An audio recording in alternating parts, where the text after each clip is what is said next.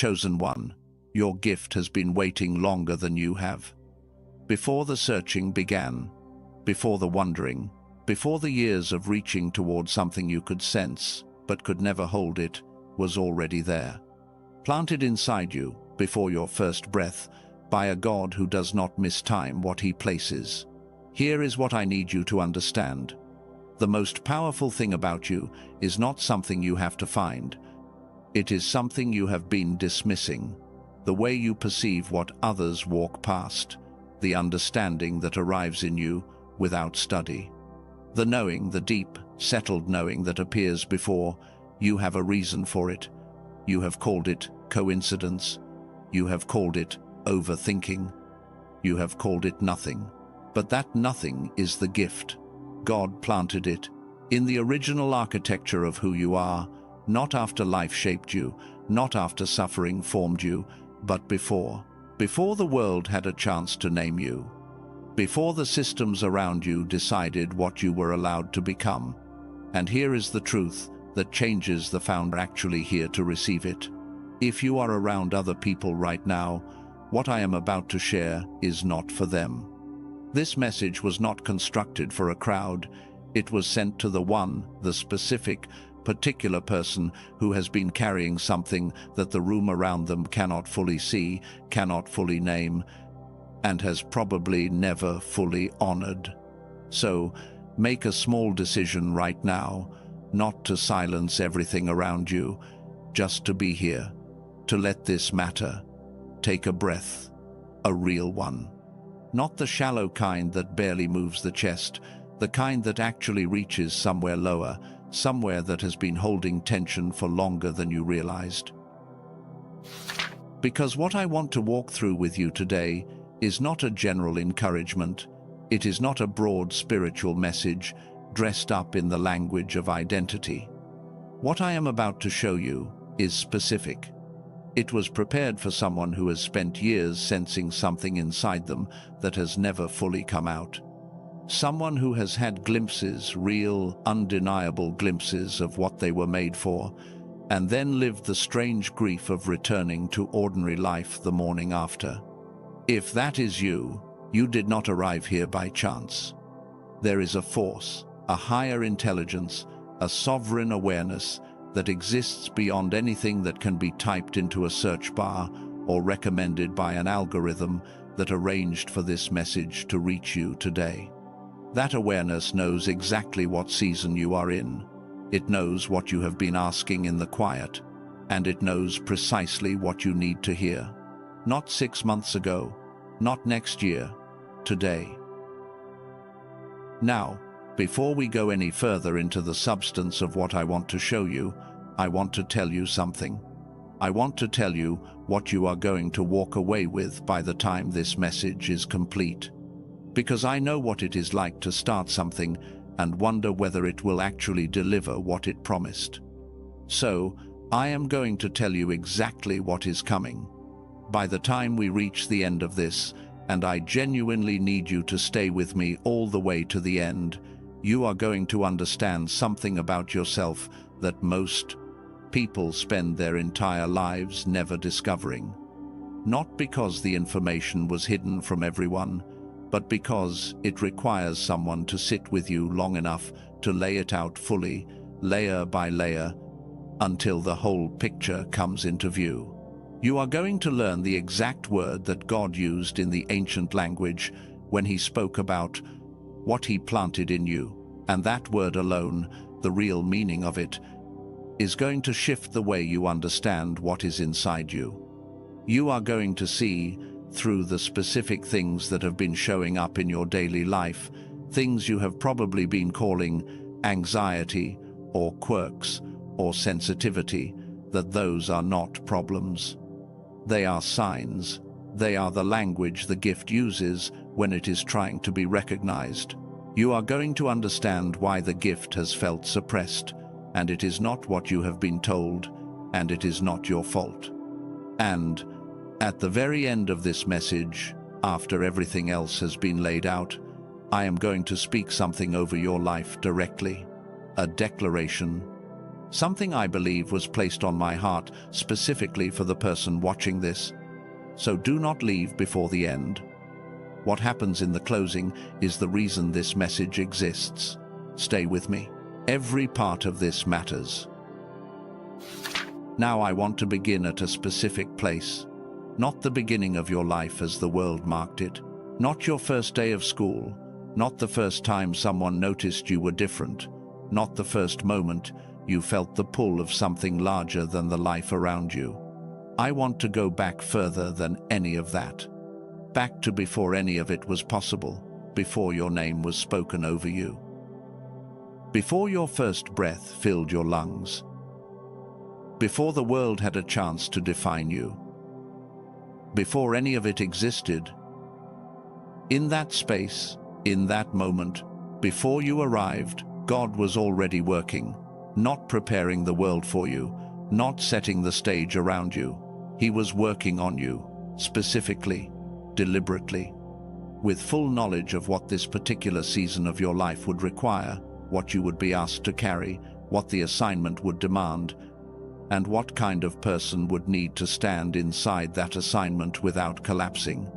And what he did in that moment is something that most people spend their entire lives misunderstanding. Because when we talk about gifts, when we use that word in the spiritual context, in the self-development context, in any context, we usually mean it loosely. We mean talent or natural inclination, or something that came more easily to us than to the people around us. We use the word gift the way we use the word blessing as a general category, a broad sense of favor. But what I want to show you today is something far more specific than that. He planted, not scattered, not hoped for, not distributed broadly and left to chance. He planted.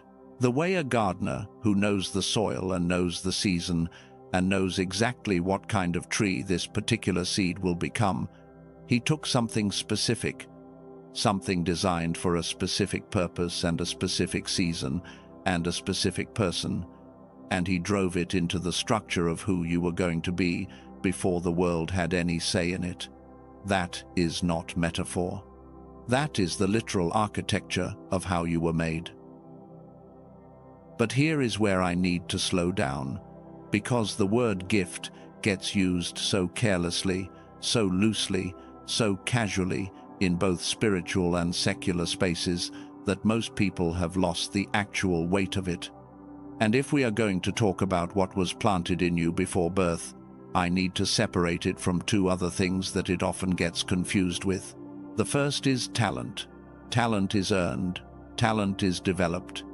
Talent responds to repetition and practice and feedback and correction over time. If you put in enough hours, if you receive the right teaching, if you commit to the process of refinement, talent grows. It is yours in the sense that you built it. The musician who has practiced for 10,000 hours has talent that the musician who picked up the instrument last week does not have. The writer who has produced 1 million words has a fluency that the beginner does not yet possess. That is talent. Real, valuable, something to be cultivated and honored. But gift is different. Gift was not built by you. Gift does not respond to practice in the same way talent does. Gift operates through you, not because of what you have done, or what you have learned, or how many hours you have invested, but because of what was placed in you before you did anything at all. There are things you understand without studying them. There are ways you see the world that your education did not give you. There are moments when something moves through you, in a conversation, in a prayer, in a quiet afternoon, where nothing significant is supposed to be happening, and afterward you sit with what just occurred and think, where did that come from? I did not plan that. I did not manufacture it. It was not the result of something I prepared. That is not talent. That is not the fruit of practice. That is the planted gift, making itself known. And it moves differently from everything else in your life. It does not obey the rules of effort. It does not improve on a predictable curve. It arrives when it arrives, with the weight it carries, in the moments that need it, and it leaves you standing in the aftermath of it, wondering what you are and where it came from.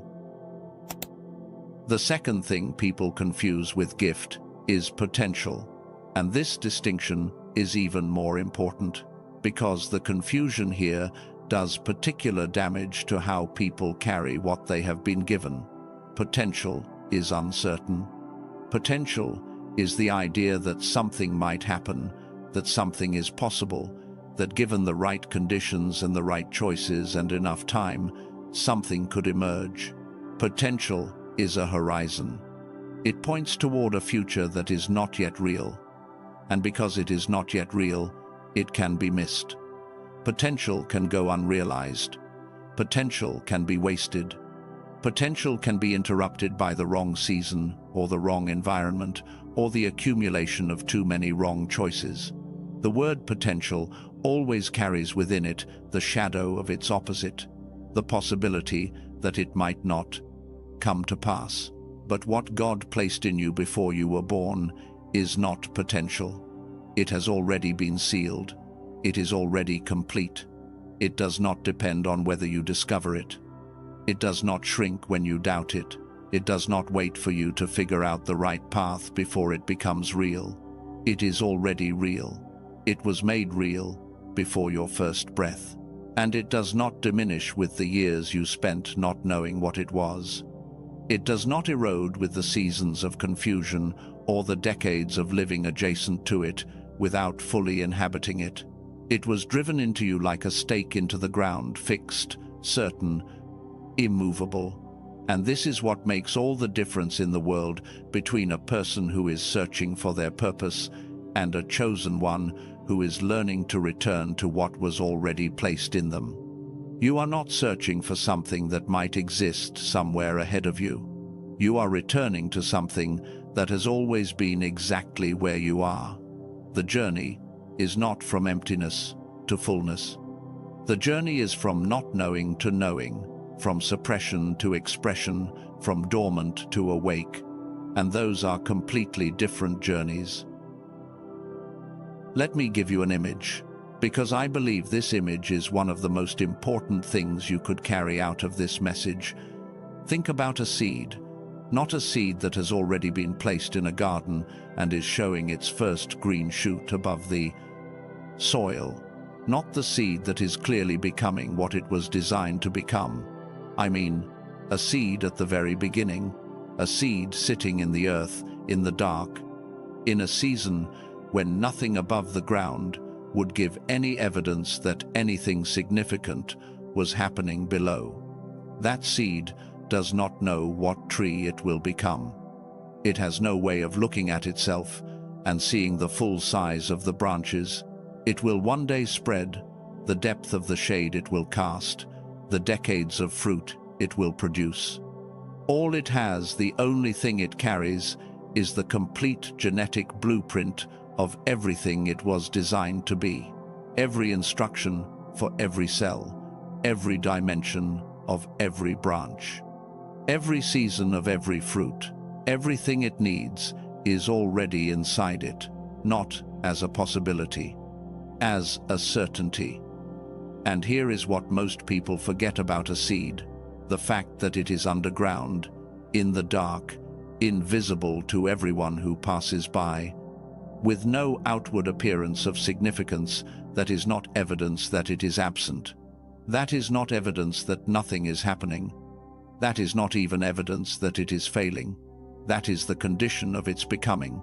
The seed does not need to see the sun to be alive. The seed does not need the confirmation of visible growth to carry what it was designed to carry. The seed in the dark is the same seed that will one day be the tree in the light, not because something will be added to it later, but because what it already carries is enough. The seed does not know what tree it will become. It only knows it was planted, and the planting is enough. Chosen one, that is what you are. Not a seed that might become something if the right things happen. A seed that already carries, fully and completely and without any diminishment, The DNA of everything that God planted in you before your first breath. You are not waiting for the gift to arrive. It is already here. It has always been here. Now I want to introduce you to someone whose story I think will land differently for you now than it may have in the past, because most people know this story. But most people read it as a story about patience or forgiveness or the dramatic arc from suffering to triumph. And those things are in the story. But what I want you to see is something underneath all of that, something about the gift specifically. His name was Joseph. From the time he was young enough that the world had not yet had the chance to shape him much, young enough that the gift was operating without the interference of the person he had not yet become. Joseph had a capacity to perceive things before they happened. Dreams that came to him not as the jumbled products of an overstimulated mind, but with the weight and clarity of truth. Visions that showed him future realities while everyone around him was still entirely occupied with the present. He could not explain it. He did not earn it. He did not practice it or develop it through years of study. It arrived in him the way the light arrives in the morning, without asking permission, without requiring preparation, without needing to be scheduled. That was not talent. That was the planted gift operating in a young man who did not yet have the language for what he carried. And here is what happened when Joseph, in his youth, and without the wisdom that the wilderness had not yet formed in him, tried to share what he was perceiving before the season was ready for it. Rejection. His brothers could not hold what he carried. They had not been designed to. And instead of being honored for what moved through him, he was thrown into a pit, sold to strangers, removed from everything familiar. Taken to a foreign country where his name meant nothing, and his history meant nothing, and the gift that had felt like the central fact of his identity meant apparently nothing at all. From the outside, looking at Joseph at the bottom of that pit, being transported in chains toward a life he had not chosen, it would have looked like the beginning of the end of everything. Like the gift had simply been wrong. Like the dreams had been delusion. Like the planted thing had been uprooted. But that is not what was actually happening. The gift was not dying, not weakening, not fading with the distance from home, or the weight of the chains, or the indignity of being sold like property. The gift was doing exactly what planted things do in the seasons that look like death. It was growing roots. In Potiphar's house, the gift was operating not in the dramatic public way of standing before kings and interpreting the future, but in the quiet way of a person who carries something that makes them trustworthy in ways that cannot be fully explained. Potiphar saw it, could not name it, but gave Joseph increasing responsibility because something about him was simply different. In the prison, the deeper wilderness, the place that would have broken most people completely, the gift was still there, perceiving, knowing, serving in the dark, operating without an audience, continuing to grow the roots that would eventually support what was coming. And the moment Joseph finally stood before Pharaoh, the moment the gift was called upon in the most impossible circumstances, at the highest possible stakes, it was not a miracle arriving from outside him. It was not God suddenly placing something in Joseph that had not been there before. It was the full and unhurried expression of what had always been planted. The roots had grown deep enough. The gift was ready. Not because Joseph had figured it out, not because he had followed the right steps, or prayed the right prayers, or finally stopped making the mistakes that kept him from his destiny, but because the depth that had been growing in the dark was sufficient to carry the weight of what was now being required. Chosen one, I want you to hear what I just said. I want it to land somewhere that your arguments about your own situation cannot immediately reach.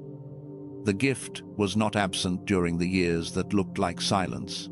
The gift was not diminished during the seasons that felt like punishment. The seed does not need the sun to be alive. And whatever your version of the pit has been, whatever your version of the foreign country, the chains, the prison, the years that looked from the outside like irrelevance or failure or delay, I need you to hear this clearly. Not one day of it was empty. Not one season of it was wasted. The roots that were growing in your dark seasons are the roots that are preparing you for the weight of what you are being called toward now, and I am going to show you exactly how that works as we continue. But before I can show you that, before we can go into the formation and what it was actually building, I need to show you something from the original language that I believe is going to shift something fundamental in the way you understand what was placed inside you. Because there is a word, an ancient word, a word that God chose specifically when he spoke about what he plants in his people, and most people have read that word in translation their entire lives without knowing what it actually means. And when you see what it actually means, the way you understand your own architecture is going to change. There is a verse in the book of Isaiah, chapter 61, verse 3, that many of you have encountered before. It describes the people of God as the planting of the Lord. That phrase sits in that verse, and most people read it as a beautiful thing to say, a poetic expression of divine care. The idea that God nurtures his people the way a gardener tends a garden. But the word behind that translation in the original Hebrew is not a gardening word. It is not gentle. It is not soft. The word is nata. And nata does not simply mean to plant in the way we imagine planting, the scattering of seeds over fertile soil, the gentle pressing of something small into the earth, the hopeful act of someone who wants things to grow. Nata means to drive in firmly, to establish, to set in place. It is the language of a builder who is not hoping something holds. It is the language of a builder who is making certain that it holds by driving the stake or the pillar into the ground with enough force and enough depth that nothing above can move it. When God used this word about his people, when the original text says, "You are the nata of the Lord," it is not saying that God hoped something would grow in you. It is not a gentle wish or a distributed blessing scattered broadly in the hope that something takes root. It is saying that God drove something into you the way a foundation pillar is driven into the earth, not casually, not tentatively, not with the uncertainty of someone who does not know the outcome, with the certainty of a builder who has already seen what will stand on top of what he is laying. I want you to think about what a foundation pillar actually is. Not the poetic idea of it, the actual thing.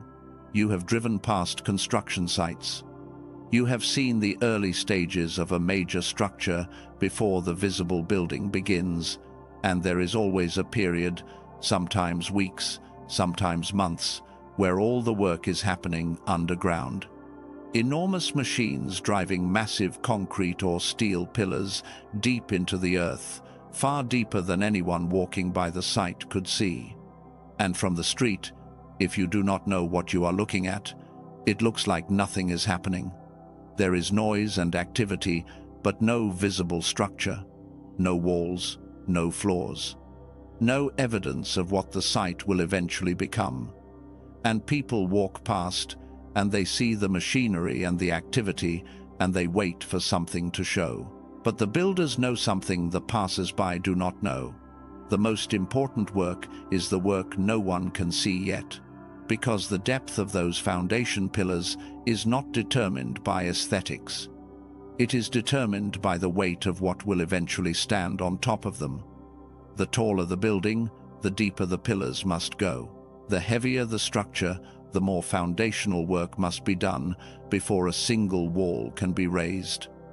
And God, who knew the full weight of what your life was being designed to carry, who saw the assignment before you arrived, who understood the size of what would eventually be built through you, drove the foundation pillar accordingly. Not shallowly, not tentatively, deep, deeper than you have probably given yourself credit for. And here is what that means for you right now, specifically, practically, in the season you are currently standing in. Nothing you have been through has damaged it, not the years of feeling invisible.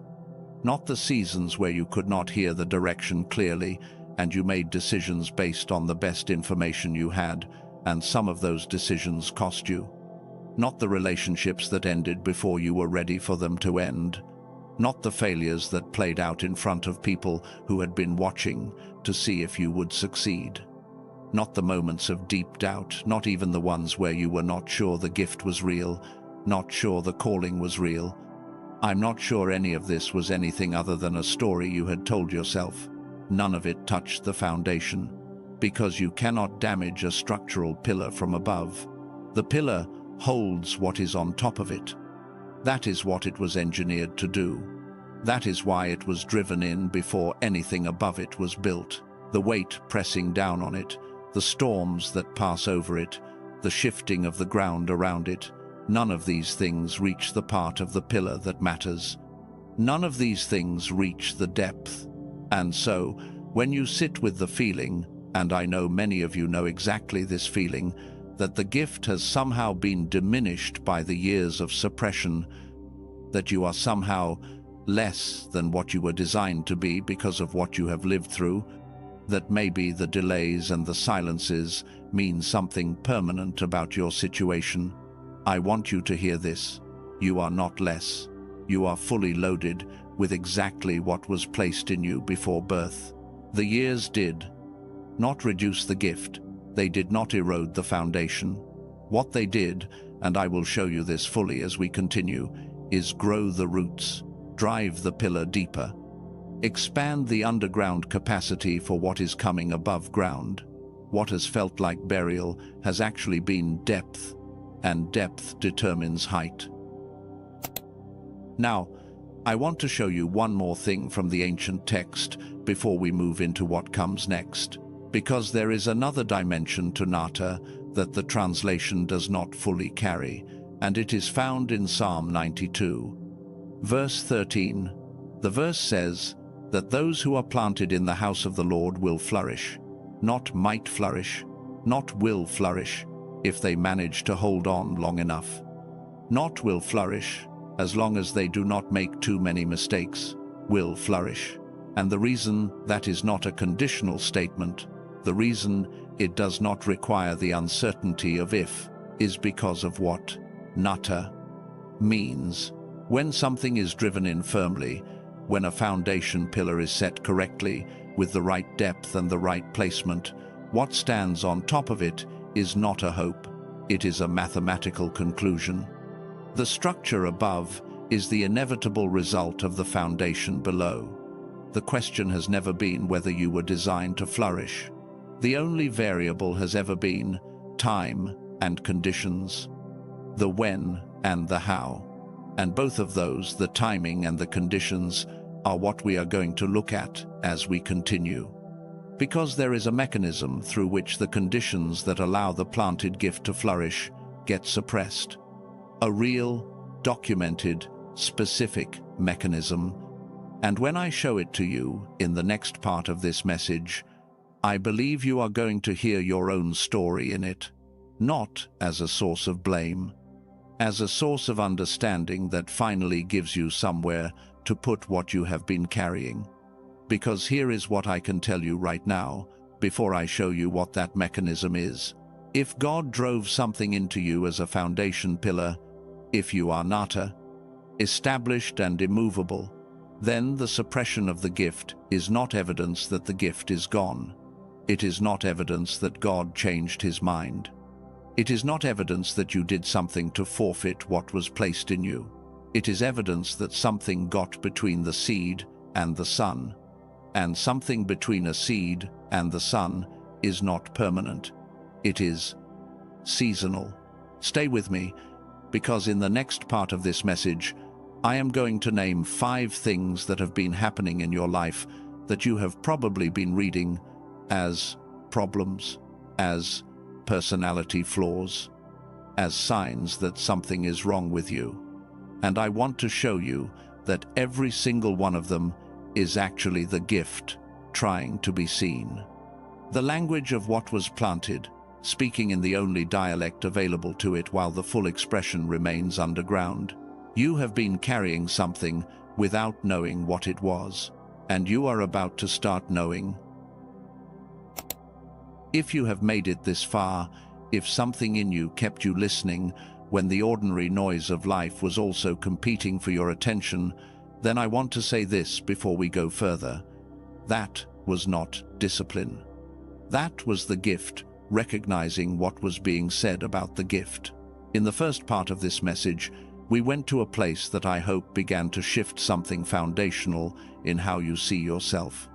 We looked at the Hebrew word nata, the word God chose, when he spoke about what he planted in his people, and we discovered that nata does not mean casually placed, or hopefully scattered, or possibly growing. Nata means driven in firmly, set in place like a foundation pillar before anything above it was built. We walked through the story of Joseph, a man whose gift was real and fully intact in every season. Even the ones that looked from the outside like the gift had been entirely silenced. The pit, the foreign country, the chains, the prison, none of it reduced what was planted in him. All of it grew the roots, and at the end of that part, I held a question in front of you. If all of that is true, if the gift is nata, immovable, unchanging, fully sealed, then why does it feel unreachable so much of the time? Why, in spite of believing these things, does the gift feel like something you are reaching toward rather than something you are already living inside of? That is the question I want to begin answering now, but I want to answer it through you, through specific things that have been showing up in your actual daily life, not abstract spiritual concepts, but real and ordinary experiences that you have probably been handed the wrong interpretation of your entire life. I want to show you what the planted gift looks like when it is trying to speak through a life that has not yet fully received it. Because here is what I need you to understand before I start naming them. A seed buried in the ground looks like nothing is happening, but darkness is not the absence of growth. Darkness is the condition for it. And what I am about to describe, these things happening in your body and your patterns and your relationships, these are not evidence that the gift is absent. They are evidence that the gift is alive. They are the language of a planted thing that is pressing against the surface, making itself known in whatever way it can, waiting for the moment when the full expression becomes possible. The first thing I want to name is something that has probably happened to you more times than you can count, and that you have probably never been given a satisfying explanation for. It is the unexplained knowing. You know exactly what I am describing.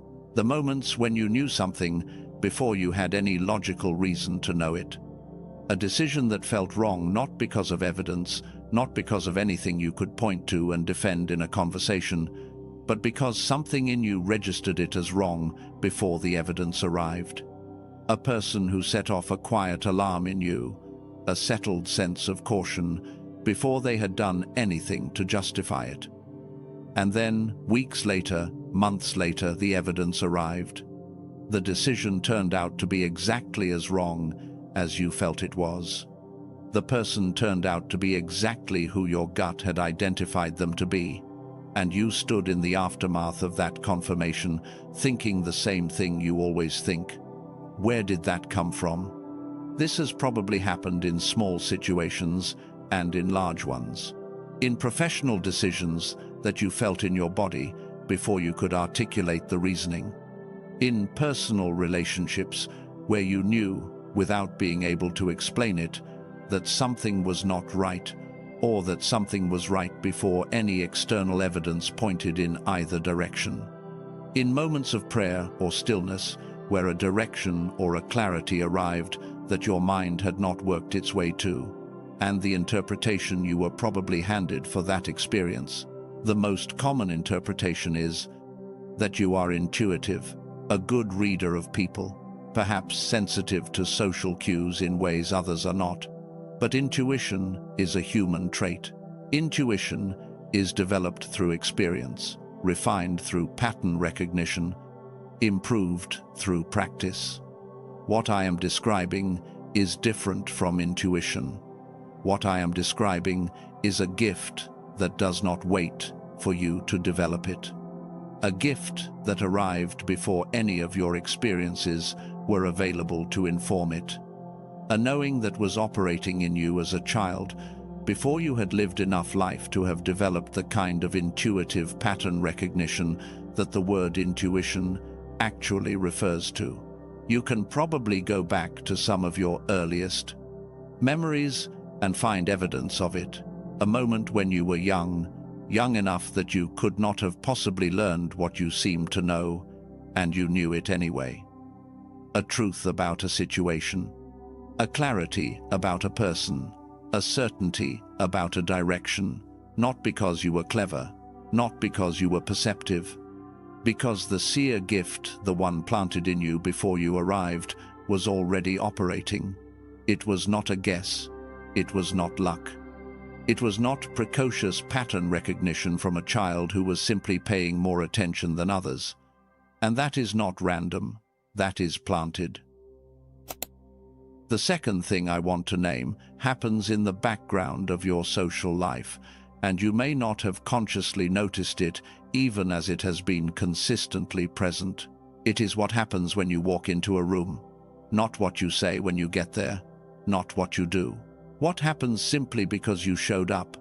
There are people in your life, and if you think back carefully, you will recognize this, who relax when you arrive. Not because you announced yourself in a particular way, not because you performed any particular thing or said the perfectly calibrated words. They relax because you are there. Something in the atmosphere of the room rearranges itself when you enter it. Tension that was present before you arrived begins to ease. People who were guarded in conversation begin to open in ways they were not planning to open, and there is a particular kind of conversation that finds you. The stranger in the waiting room who tells you something personal within minutes. The co-worker who keeps coming to you with things they have not shared with anyone else. The person at the gathering who makes their way to your corner of the room, not the corner with the most people, not the center of the activity, but to wherever you are, because something draws them there. You have probably accepted this as part of your personality, as something social or relational about you, as the result of being approachable, or having a kind face, or being a good listener. But I want to draw a distinction for you. Being approachable is a skill. Being a good listener is a practice. These things can be developed. These things can be improved with intention and effort. What I am describing is not a skill. What I am describing is a presence. And presence cannot be performed. Presence cannot be improved through practice the way a skill can. Presence is either there or it is not, and the reason it is there in you is not because you worked for it. The light-bearer gift does not announce itself.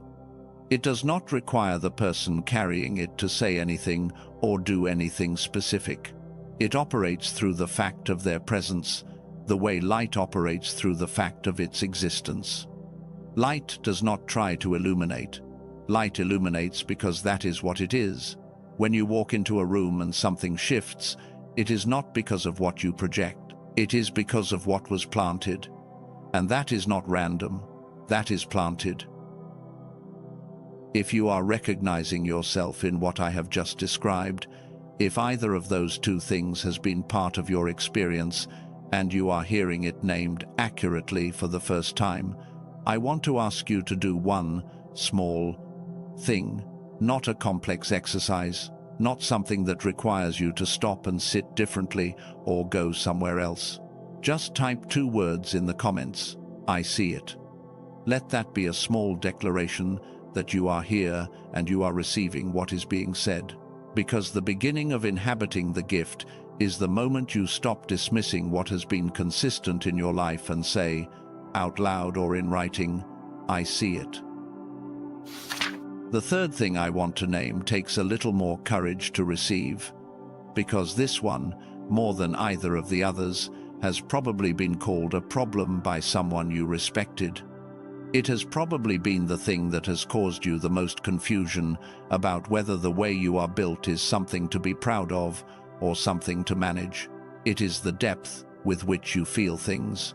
You feel grief for people you have never met. You carry the weight of injustice in situations that are not your situation, in countries you have never visited, in communities you are not part of.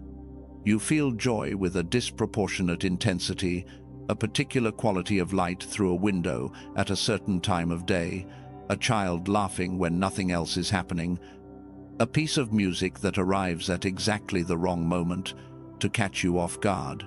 You feel sadness for conversations that ended weeks ago that you are still processing.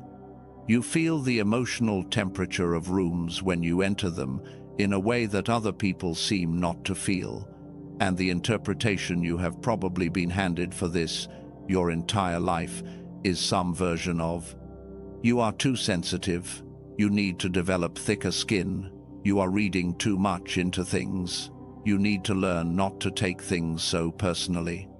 You feel too deeply. I want to offer you a different interpretation. You were not born too sensitive. You were born calibrated for a frequency that most people around you were not built to detect. Think about a radio receiver. A standard receiver picks up the standard bandwidth, the signals that most broadcasts operate on. It does its job. It receives what it was designed to receive. But there are receivers built for specific purposes that are calibrated to detect signals outside the standard range, signals too faint for the ordinary receiver. Signals at frequencies the standard equipment is not sensitive enough to notice. Those receivers are not broken, they are not malfunctioning, they are not picking up too much. They are picking up exactly what they were built to detect. That is what your emotional depth is. It is not a sensitivity disorder. It is a receiver calibrated for frequencies that most people around you simply do not detect. The grief you feel for strangers, that is, your receiver picking up a signal about human suffering at a depth that most receivers are not built to reach. The joy you feel at small things, that is your receiver operating at a sensitivity level that allows you to perceive beauty that passes invisibly by people who have not been calibrated for it. And the gift that requires this kind of calibration. The wounded healer cannot do what it was planted to do from a comfortable distance. It can only serve people from an intimate understanding of what the pain actually feels like. That understanding is not acquired through training. It is not developed through study. It arrives through calibration, through being built to feel what others cannot. The depth you carry is not your weakness. It is your detection system, and that is not random, that is planted. The fourth thing I want to sit with carefully, because I have seen this one cause more confusion and more self-questioning than almost anything else, is what I am going to call the restlessness that does not respond to achievement. You have probably reached things that should have satisfied you, goals that other people would be genuinely content with, positions, relationships, accomplishments that, from the outside, represent a life well lived. And you got there, you arrived. And in the quiet moment after the arrival, when you were supposed to feel settled, when you were supposed to feel that the searching was over, something in you was already looking beyond it. Not with ingratitude, not with the kind of restlessness that comes from never being satisfied by anything, but with a quiet and persistent certainty that what had just been achieved, as good and real and worth honoring as it was not the thing. was not the full expression of what you carried, and you have probably spent a lot of time being confused by this, because the world's interpretation of someone who achieves something and still feels restless is usually one of two things. Either you are ungrateful, or you have a problem with contentment. Either you need to learn to appreciate what you have, or there is something broken in your relationship with satisfaction. But I want to offer you a different frame. What if the restlessness is not a flaw in your character? What if it is a navigational signal? What if it is the gift telling you, with reliable consistency, that the container you have filled is not the container it was designed for? A seed that carries the DNA of a tree that will grow 30 feet tall cannot settle into a pot designed for a small houseplant.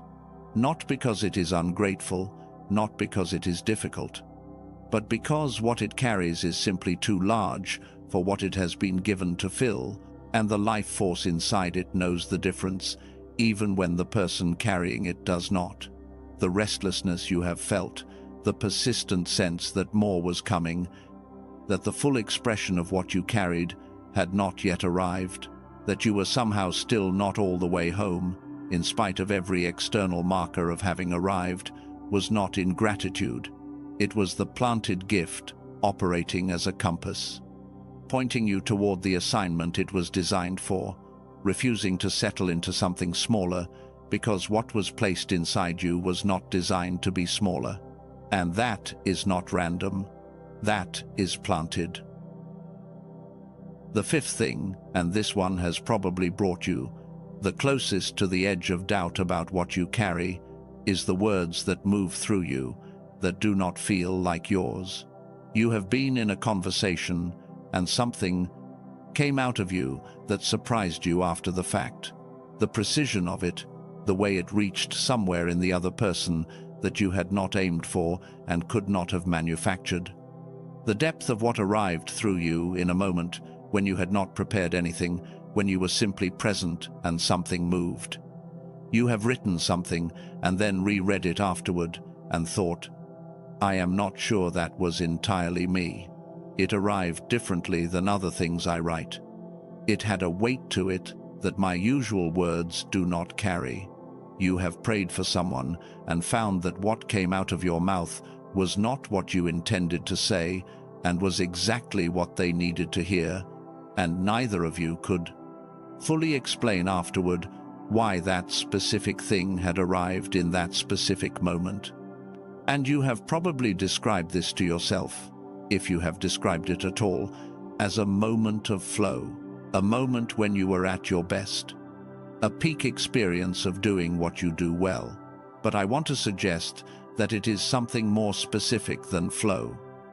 When you are in flow, you are performing at the upper range of your existing skill. When the voice gift moves through you, what arrives is not from the upper range of your existing skill, it is from somewhere else entirely. It moves through you the way a current moves through a wire. The wire does not generate the current. The wire is the pathway for the current. And the current that moves through you in those moments, the words, the insight, the precision, the reach that is the planted gift operating in its truest form. You were not being brilliant in those moments. You were being a vehicle. And the voice gift, when it is fully awake, does not speak your words. It speaks through your voice to reach what ordinary speech cannot touch. That is why certain things you have said have stayed with people for years, not because you are eloquent, because the planted gift was using your voice as its instrument. And that is not random, that is planted. And the sixth thing, I want you to lean into this one, because I believe this is the most significant sign of all, and the one that has probably been misread most painfully. It is the burden you carry for people you do not know. Not sympathy in a general sense, not compassion as a personality trait. Something more specific and more weighted than that, a pull toward a particular category of human suffering, often the kind that mirrors something you have survived yourself, but not always. a sense of responsibility for people who have no logical connection to you, a pattern of praying for strangers, of waking in the night, carrying a weight that you cannot immediately attach to anything in your own life, of feeling called toward a situation or a community or a type of person in a way that goes beyond preference or interest into something that feels more like assignment. You have probably wondered, at various points, whether this was healthy, whether you were projecting your own unprocessed pain onto other people's situations, whether you were carrying things that were not yours to carry. You have probably been told at some point to set it down, to focus on your own life, to stop taking on other people's burdens. But here is what I need to say about this. And I want to say it slowly and clearly. God does not give you a burden for people He has not anointed you to reach. The burden is not separate from the gift. The burden and the gift and the mission were designed together before you were born by the same God who drove the Nata pillar into the structure of who you are. He did not give you the capacity to feel what a certain kind of person feels and then withhold the gift that can serve them. The burden is not a leak in your spiritual life. The burden is the preview of the assignment. It is the gift recognizing in advance, before the external circumstances have aligned, before the platform is visible, before the season has fully arrived, the specific people it was planted to reach. And it is pulling you toward them in whatever ways are currently available. That heaviness you feel when you hear about a particular kind of suffering, that specific anger at a particular kind of injustice, that particular pull to serve a particular kind of person in a particular kind of pain, He planted that in you before you were born, because the gift and the mission were designed together.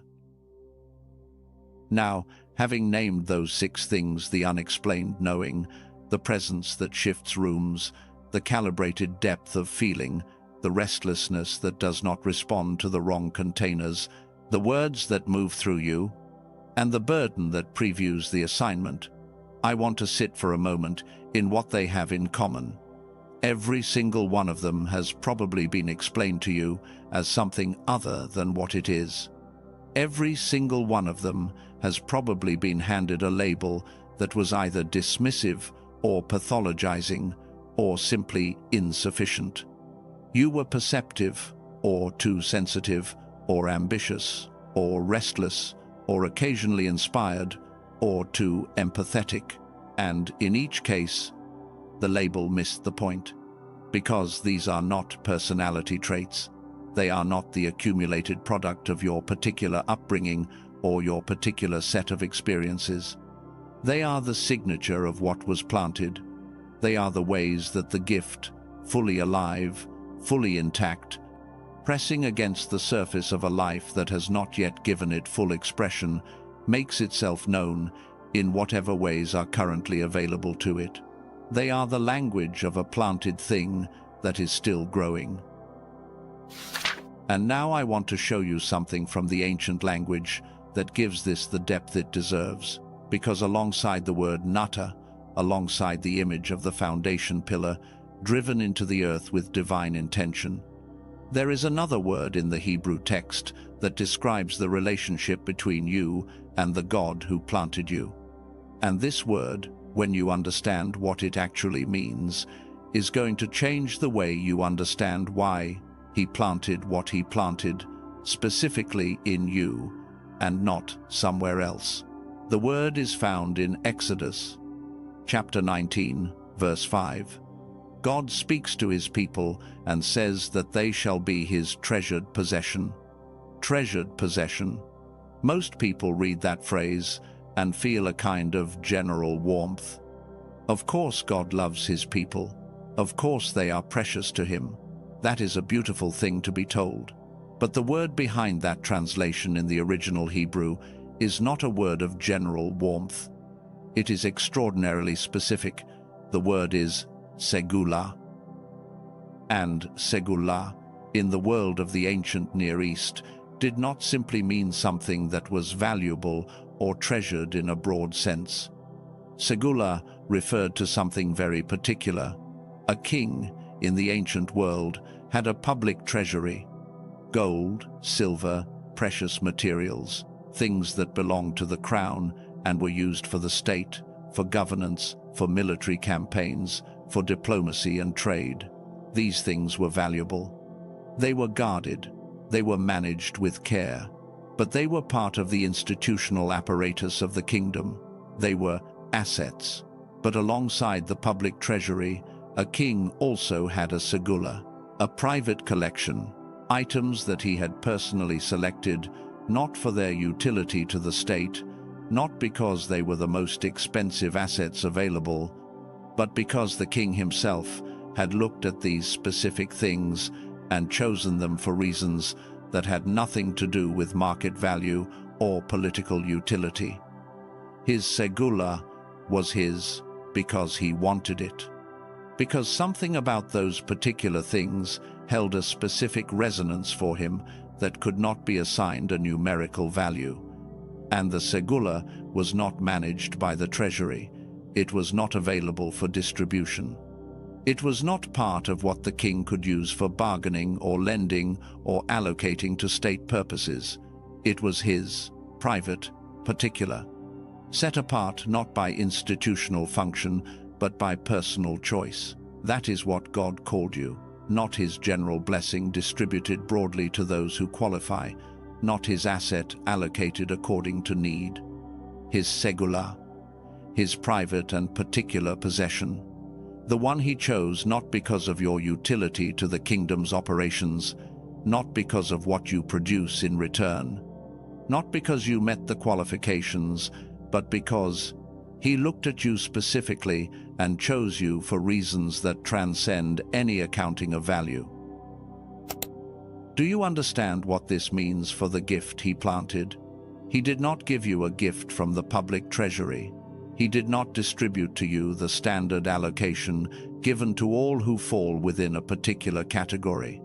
He placed in you, in his segula, something that exists in you and nowhere else, not because the gift is the same as you and no one else has gifts, but because the specific combination of what was planted in you, the specific intersection of what you carry and who you are and what you were designed to do, that particular configuration exists once. You are the only version of this that exists, and he chose you, not as a category, not as a type, as you, specifically, with full knowledge of what your life would look like, of the seasons it would pass through, of the wilderness years and the pit years and the years of quiet and the years of confusion. With full foreknowledge of all of it, he looked at you and said, this is my segula. And he drove the pillar into the foundation of who you would become before you arrived. I want to sit here for a moment, because I think for many of you, and I want to say this gently but directly, the hardest part of this message is not the intellectual understanding of what I am saying. The hardest part is the personal receiving of it. You can understand that God plants gifts. You can nod at the Hebrew words and find them meaningful. You can follow the logic of nata and segula and feel the truth of them in a broad spiritual sense, and still return to the quiet doubt that says, but probably not this specifically about me.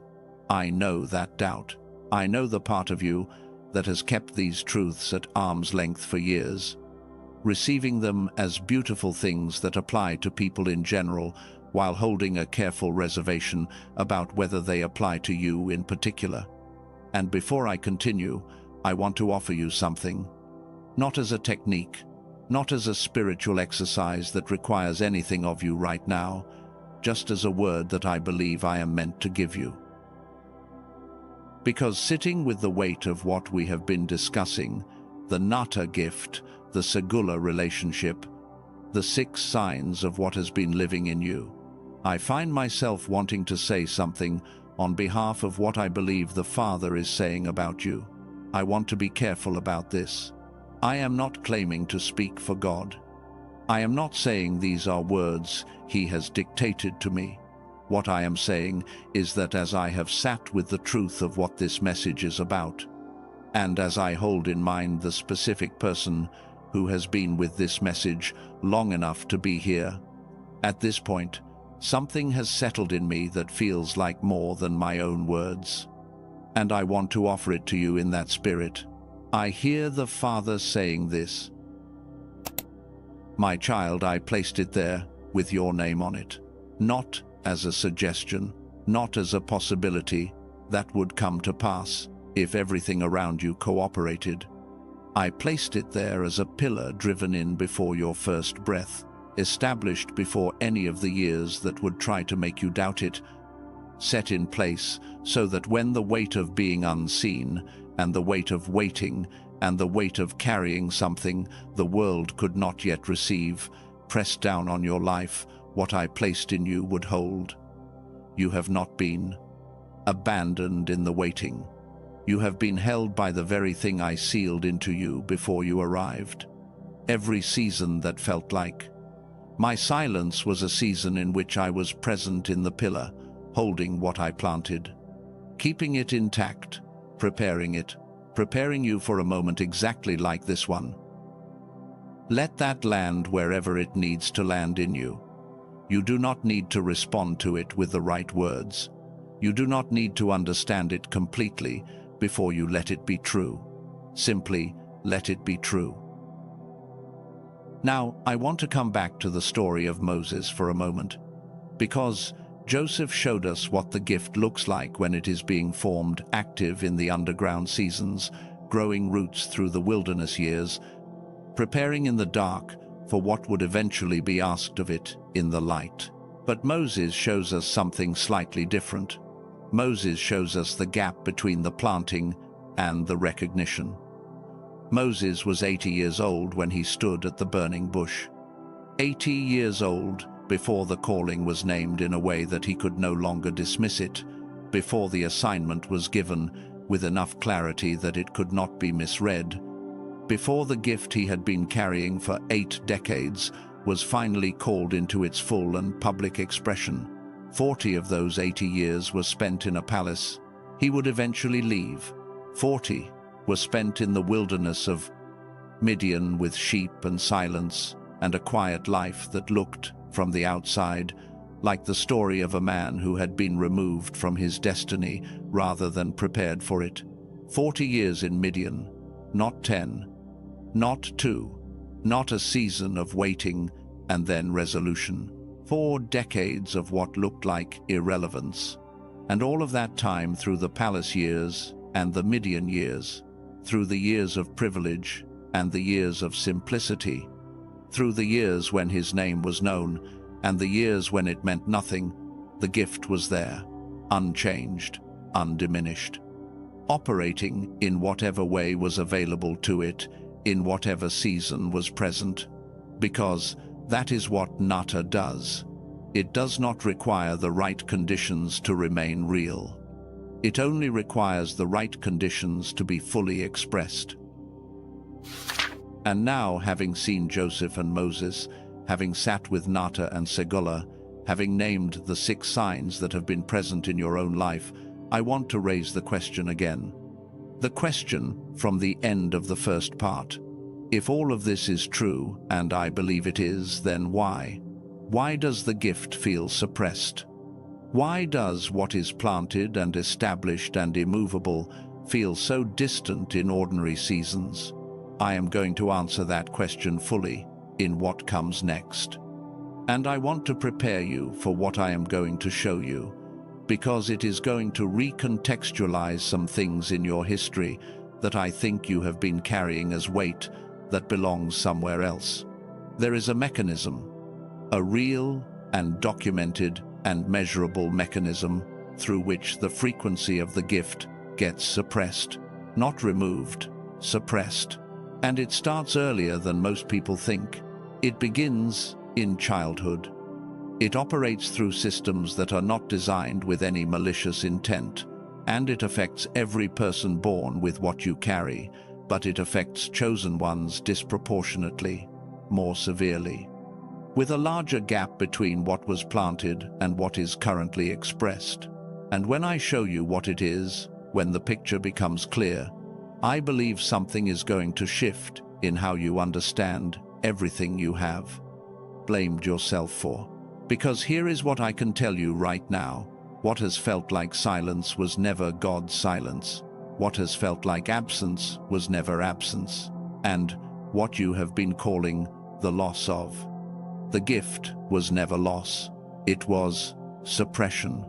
And suppression is seasonal. Suppression can be addressed. Suppression has conditions, and when those conditions change, what was suppressed does not slowly recover. It rises. Stay with me, because what comes next is where everything changes. There is something that most people who have lived through a long wilderness season never fully receive. And I want to give it to you now, before anything else, because the way you understand the wilderness determines everything about how you carry what was formed in it. The wilderness was not the problem. I want to say that again, slowly, so it has time to reach the places that have been arguing with it for years. The wilderness was not the problem. It was the formation chamber. And the seed, the gift driven into you before birth, fully intact through every season of suppression and frost and delay in the wilderness. That seed was doing something that no one standing above the surface could see. It was growing roots, not the visible kind, not the kind that announces itself above the ground. The kind that goes deeper than the eye can reach, that spreads wider than the season, allows any observer to measure. That creates, in the invisible, underground, a root system whose depth will eventually determine the height of everything that grows above it. In the wilderness, roots were growing that no one could see. The depth underground was not evidence that nothing was happening. The depth underground was the preparation for everything that was coming above ground. The mechanism I want to show you, the one that explains why what was planted feels suppressed, starts earlier than most people imagine. Let me set something straight before I name it. Nothing I am about to say is designed to produce blame. Not toward the people who raised you, not toward the institutions that shaped you, not toward anyone in your history who was part of the seasons that felt like they closed doors rather than opened them. Every system, every person, every structure I am about to name, most of them were doing the only thing they knew how to do with what they had. The mechanism I want to show you does not require a villain. It only requires the honest acknowledgement of a collision between extraordinary design and ordinary systems. That is all it is. And when you see it clearly, I believe something is going to lift off you that has been sitting there for longer than it should. Here is where I need to start.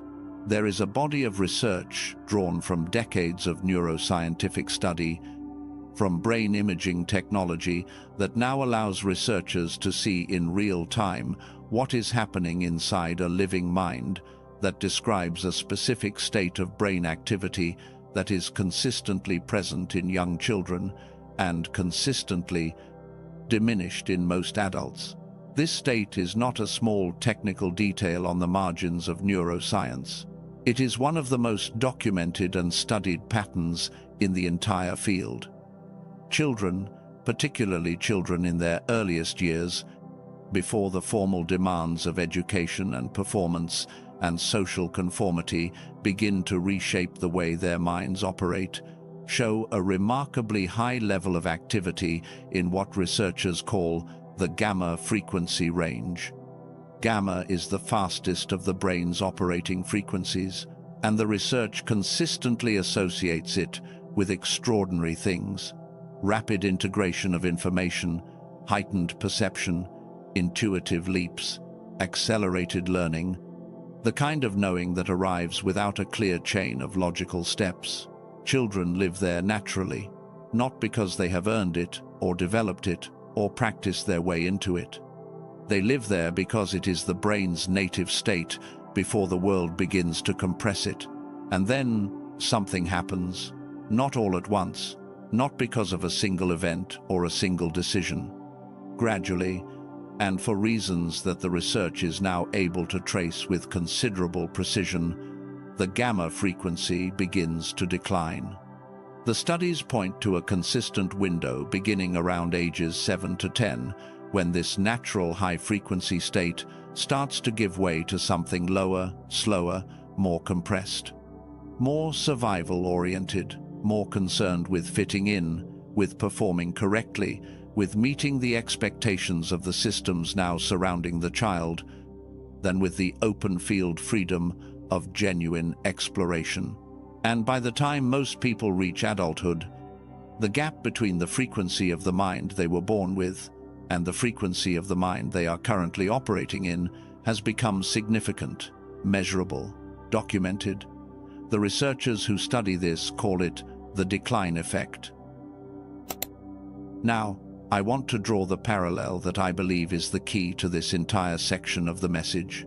When I talk about the planted gift, when we have been walking through what Nata means, and what the Segula relationship means, and what the 6 signs in your daily life indicate about what is inside you, I have been talking about something that operates at a frequency, not a metaphor for frequency, a literal, measurable, specific frequency of mind and spirit and perception that the gift was designed to flow through.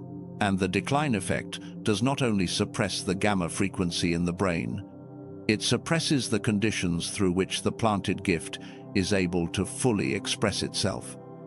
Think about it as the frost and the seed. The seed that was driven into you by God before your first breath, that seed was designed to germinate in conditions of open frequency, of perceptual freedom, of the kind of mental environment that exists naturally in children before the decline effect begins. And the decline effect is the frost that came over the soil. It did not kill the seed. It is not capable of killing what was driven into the ground by Nata. Nothing above the surface can reach the depth of a foundation pillar. But the frost changed the conditions above the surface. And a seed, no matter how alive and complete and fully loaded with its own blueprint, cannot break through ground that has frozen over. The gift is not gone. The gift has never been gone. The gift is waiting on the conditions. Now, what created the frost? I want to be specific about this, because I think vagueness here does a disservice to what you are carrying. The first thing is the educational system. I want to say again, I am not constructing an argument against education. I am not suggesting that the people who built these systems were malicious or even unwise. I am saying something much simpler. The systems that were built to educate children were built for a specific outcome. They were built to produce capable participants in an existing social and economic structure. They were built to develop measurable skills, to cultivate reliable compliance, to ensure that children emerged from the process able to function within the structures that society required. And that is not an evil thing, but it is a compressed thing. And the gifts that do not fit neatly into the structures that the educational system was designed to produce, the gifts that operate through intuition rather than instruction, through perception rather than memorization, through presence rather than performance, those gifts do not receive the conditions they need to develop in formal educational environments. They are not celebrated. They are often managed. They are sometimes explained away. And the child carrying them learns, through years of subtle and not so subtle feedback, that the thing that makes them different is a liability rather than an asset. The frost begins there. The second thing is the relational environment, the community, the family, the social context in which the gift is first expressed. Here is something that most people have never been told. A gift can only be received by a person who has the capacity to hold what that gift carries. If you bring your gift into a room full of people who have not had the conditions to develop the frequency needed to perceive what you are offering, they will not receive it. Not because they are bad people, not because they do not love you, but because a receiver tuned to one frequency cannot pick up a broadcast on a different frequency, no matter how strong the signal is. The people around you, in your formative years, the ones who may have dismissed what they saw in you, or who called it strange, or who simply did not know what to do with it, they were not calibrated for what you were carrying. And their inability to receive what you were offering became a message to you about whether what you carried was real or valuable or something to be hidden away. The frost deepens. The third thing, and this is the one that goes the deepest, is the cultural pressure toward a specific and narrow definition of what significance looks like. The gifts that were planted in you operate in registers that the dominant culture often does not. Honor, the gift of the seer, the unexplained knowing, the perception of truth before the evidence arrives, is not a skill that fits onto a resume. The gift of presence, the atmospheric shift, the relational depth, the way rooms change when you enter them, is not measurable by any external standard. The gift of the voice, the words that are not quite yours, that move through you at specific moments, cannot be scheduled or summoned on demand. And so, a culture that measures worth in output and visibility and quantifiable performance has nothing to offer these gifts but silence. The child who carries them learns, through 1,000 quiet corrections, that what they have is not the right kind of something, and the frost covers the ground. I want to tell you about a woman named Mary. Not the full theological weight of her story, just one specific detail from the beginning of it, because that detail, I think, is one of the most honest pictures in all of sacred literature of what it looks like to carry something planted in you before birth, in a season where the conditions for its full expression have not yet arrived. She was told she was carrying something the world had never seen, something unprecedented, something so large that the angel who brought the news had to say, almost immediately after naming it, "Do not be afraid," because the size of what was planted in her required that reassurance. And then she carried it for 9 months. For 9 months, the thing that had been placed in her, the most significant planted gift in any life, in the entire record of the text, was invisible. There was nothing she could point to and say, "See, here is the proof of what was placed in me." There was no external confirmation. There was only the inner knowing of what had been placed there, and the slow, ordinary passage of days in which nothing above the surface gave the world any reason to believe what was growing on the inside. The gift was real, fully there, operating in ways she could not yet see. But from the outside, she simply looked like a young woman, waiting, ordinary, unremarkable to anyone who did not know what was growing on the inside. She waited. She did not demand early evidence. She did not require external confirmation before she accepted what had been placed in her. She simply carried it through the ordinary days, trusting that the season of full expression would arrive without needing to force it. Now, I want to name 5 things, and I want to name them in a specific way, not as a list of painful experiences to revisit, but as pairs, because for each thing that felt like one thing, there is a truth about what it actually was. And the distance between those two interpretations, the one the world gave you and the one that is actually true, is the distance between living under the frost and understanding that the seed was never the problem. What felt like confusion, the kind that followed you through years of navigating gifts that the world could not name, was actually misdirected genius. It was a mind calibrated for complexity, placed in environments designed for simplicity. The confusion was not evidence of a disorder in you. It was evidence of a frequency mismatch between what you were built for and what the environment around you was built to hold. What felt like sensitivity, the depth of feeling, the calibrated emotional receiver, the fact that you took in more than most people around you and were regularly told you were taking in too much, was actually heightened perception. It was a receiver tuned to frequencies that the standard equipment around you was not sensitive enough to detect. The sensitivity was not a flaw. It was a design specification for the kind of work the gift was meant to do. What felt like aloneness, the persistent sense of not quite belonging, of being in rooms, but not fully of them, of being surrounded by people who cared about you, but could not quite reach. The part of you that most needed to be reached was actually preparation for solitude, not the solitude of isolation, the particular kind of productive solitude that the planted gift requires in order to develop the depth that cannot grow in the middle of noise. The aloneness was not evidence that you were unlovable. It was the gift carving out the space it needed to grow the roots that no one could see. What felt like delay, the seasons of waiting, the years of promise without visible movement, the sense that everyone around you was progressing through the stages of their lives while you seemed standing still, at a threshold without a key, was actually root development. What was growing underground, in the invisible seasons, was the depth that would eventually determine the height of what would come above ground.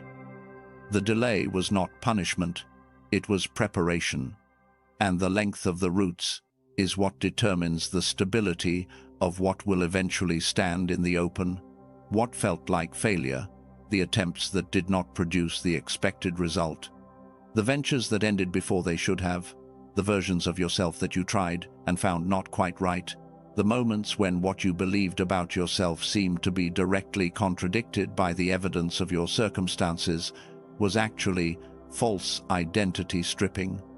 The world's version of you, the compressed and flattened version that the systems around you had been building since childhood, was being removed layer by layer, not to destroy you, to clear the space for the version that was actually planted. And every failure that felt like the loss of something was actually the loss of something that was never yours to keep. And this brings me to the three identities that were placed over the planted gift, like coats of paint over a foundation, and that have to be named before the gift beneath them can breathe. The first is the identity of the one who does not belong. If you have spent your life feeling like a visitor in your own social contexts, present but not quite part of them, integrated but never entirely comfortable, in the integration, you have probably been carrying this identity for a very long time. And the interpretation the world gave you for that feeling was that something was wrong with your ability to connect, that you were too isolated, too internal, too particular in your requirements for genuine community. But I want to offer you the other interpretation. The pioneer does not belong to the territory they are walking through. The pioneer belongs to the territory they are walking toward. The pioneer's sense of not quite fitting the current environment is not evidence of a relational deficit. It is the internal compass of someone who was designed to go first into territory that does not yet exist, so that others can follow into what they found. The fact that you have always felt slightly ahead of the room, slightly beyond the conversation, slightly past the place where everyone else seems comfortable, stopping, is not a symptom of disconnection. It is the navigational signature of the pioneer. The second false identity is the one who is too much. You know this one. The feedback, given in 100 different ways over the course of your life, that you feel too deeply, care too much, invest too heavily, need too much depth from relationships that other people seem satisfied with at a much shallower level. See too much in situations that others pass through without a second thought.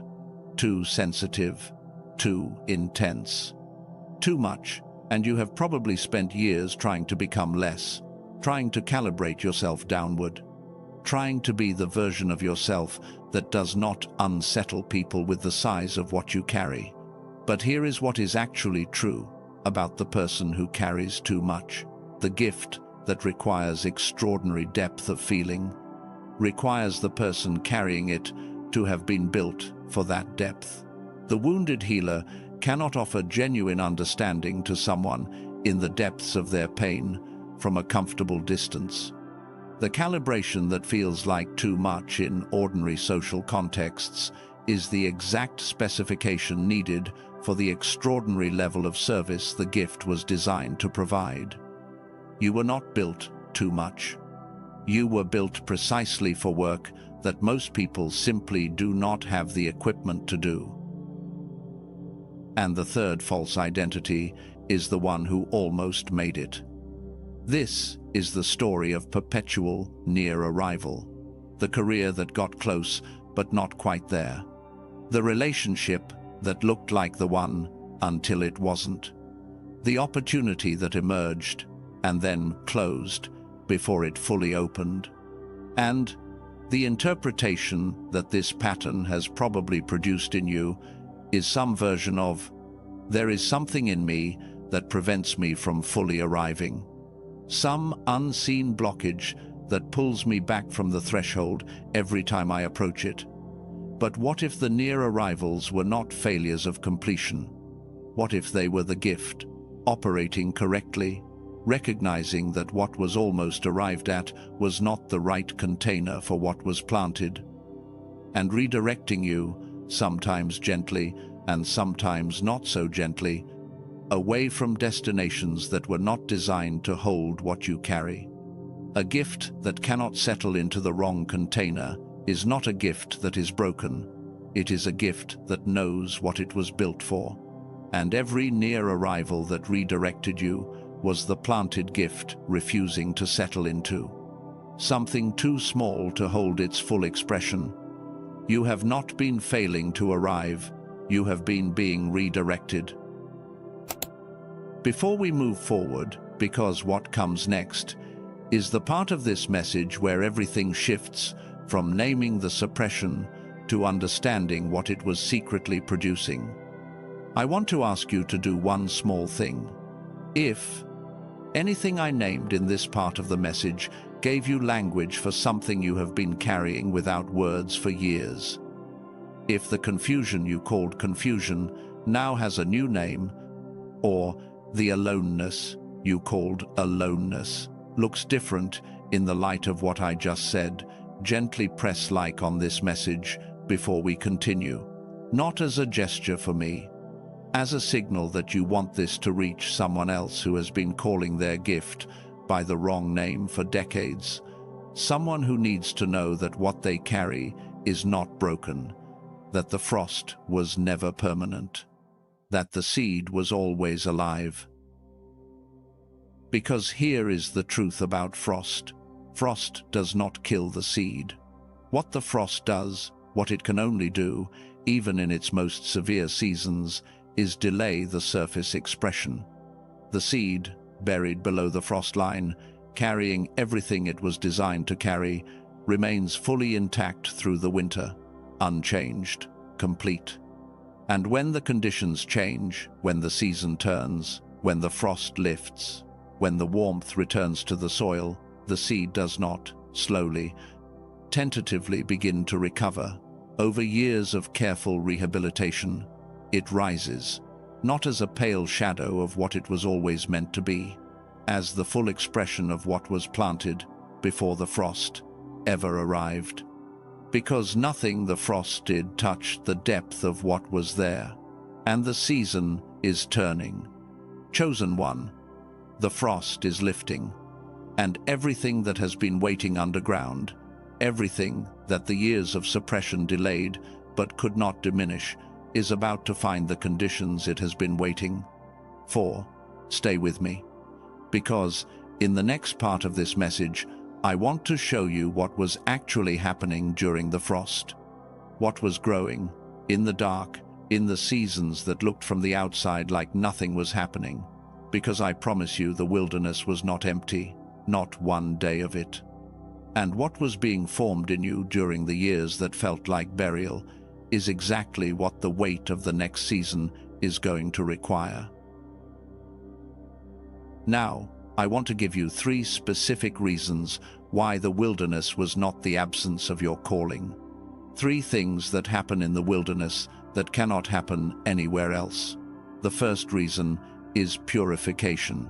And I want to be careful about this word, because it has been used in ways that produce shame rather than clarity. Purification is not punishment.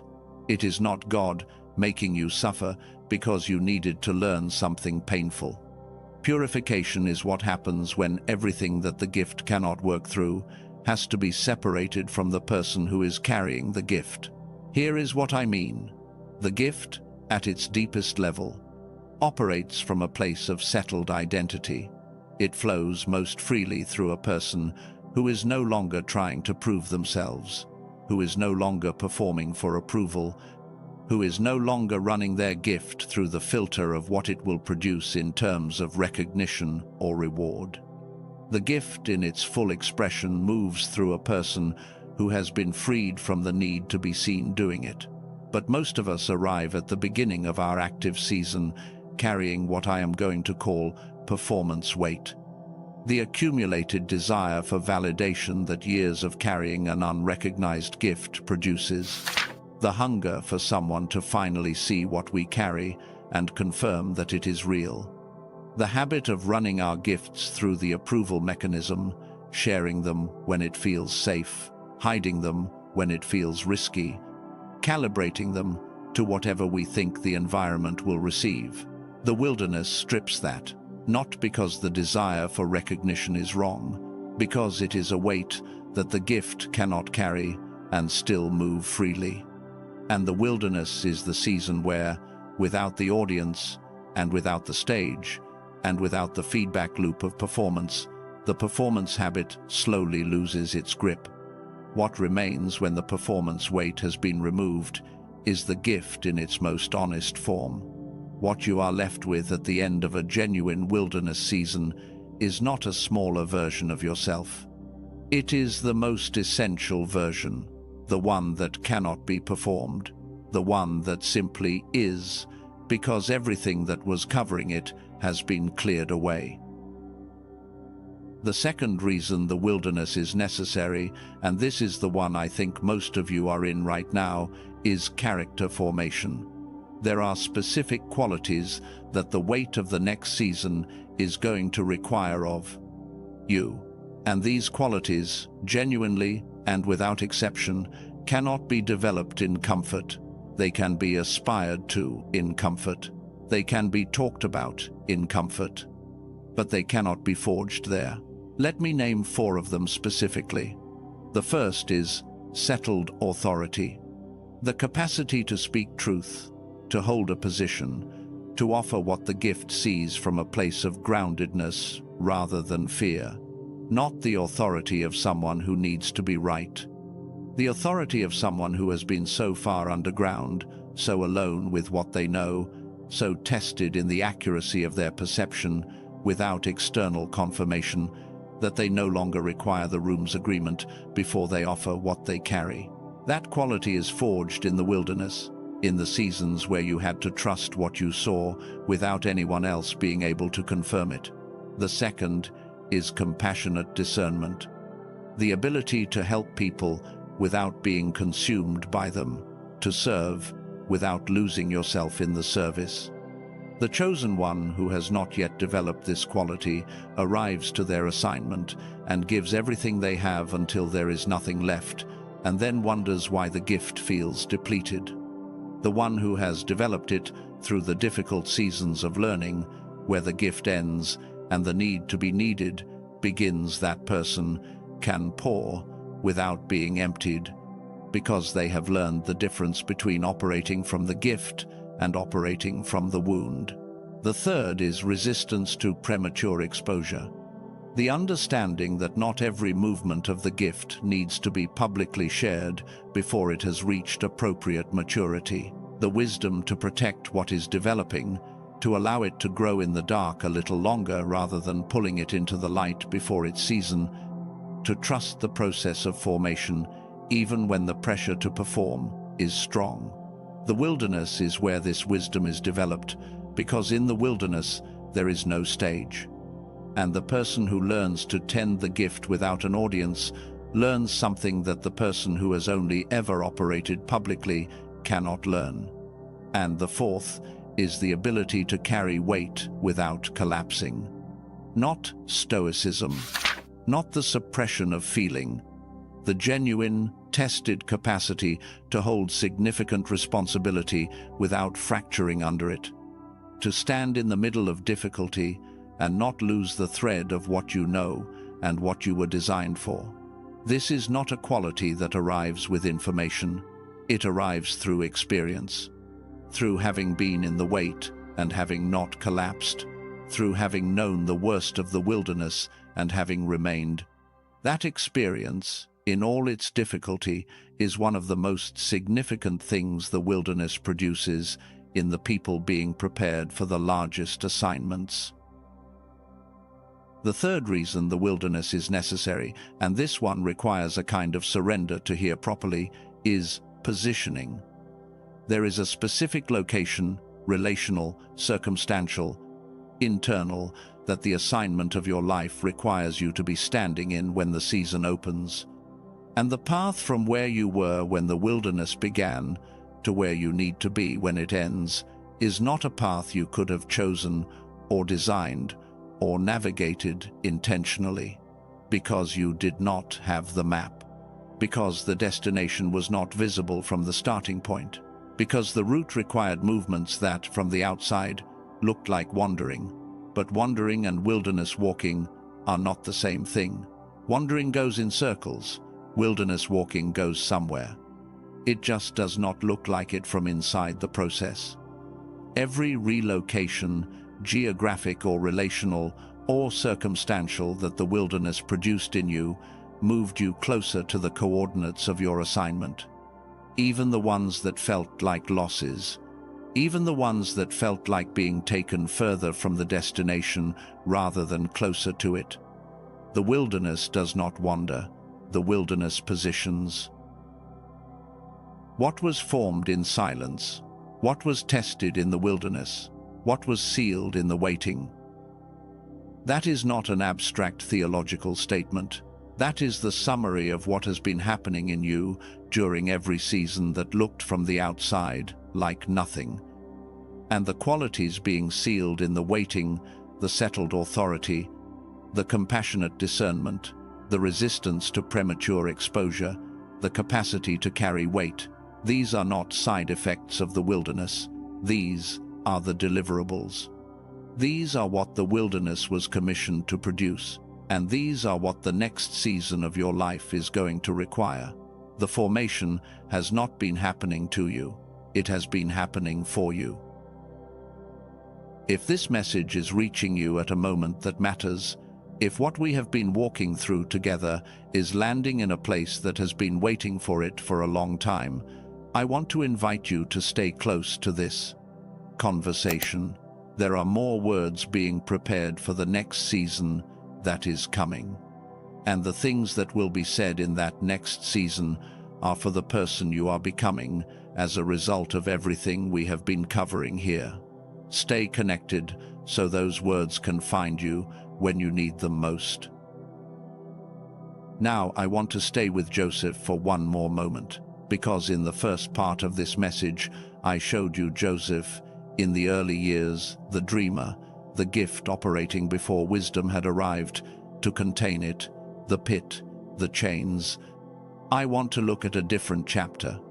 I want to look at the prison, because if the pit was a dramatic moment of betrayal, visible, acute, a crisis with a clear cause and clear people responsible for it, the prison was something entirely different. In the prison, Joseph had done nothing to deserve his situation. He had done something right. In fact, he had refused a compromise that would have cost him his integrity, and the consequence of that right choice was years in a place he should not have been. And the years in the prison had a quality that the years in any other season of his story did not have. They were quiet. There was no dramatic crisis to navigate. There were no brothers to reckon with, no foreign household to manage, no sudden reversal to survive. There were other prisoners. There were their dreams. There was the gift, still operating, still perceiving, still offering what it had always offered in the most unlikely and unglamorous of settings. And the years passed. 2 years after Joseph correctly interpreted the dream of the cupbearer, after the cupbearer walked out of the prison and went back to his life and forgot about Joseph, 2 years of continued silence, of continued waiting, of continued ordinary days, in an extraordinary situation, the dream of Pharaoh arrived, not a moment before, not when Joseph was ready, in the way that we usually mean ready, polished, positioned, prepared by his own effort. At the exact moment, the kingdom had a problem that the planted gift in Joseph was uniquely qualified to address. And when that moment came, Joseph was ready. Not because he had been preparing his presentation, not because he had spent the 2 years doing the visible work of readiness. He was ready because the wilderness had done the work. The wilderness had stripped the performance weight, had developed the character, had positioned him in the exact coordinates the assignment required. The wilderness was the preparation for the platform. And your wilderness, however long it has been, however quiet and ordinary and unwitnessed it has felt, has been doing the same thing. If you are in a wilderness season right now, if the specific ache of what I just described is where you are currently living, I want to ask you to do one thing. Type 444 inches, the comments. Not as a spiritual transaction, as a marker. Let 444 stand for the foundation that is being laid underneath you right now, in the underground, in the season no one else can see. Let it be your acknowledgement that the wilderness you are in is not groundless, that the roots are growing, that the foundation is being prepared for weight you cannot yet see. And before we go any further, because I said at the beginning of this message that I would do something before it ended, and the time for it is drawing closer, I want to plant a word here.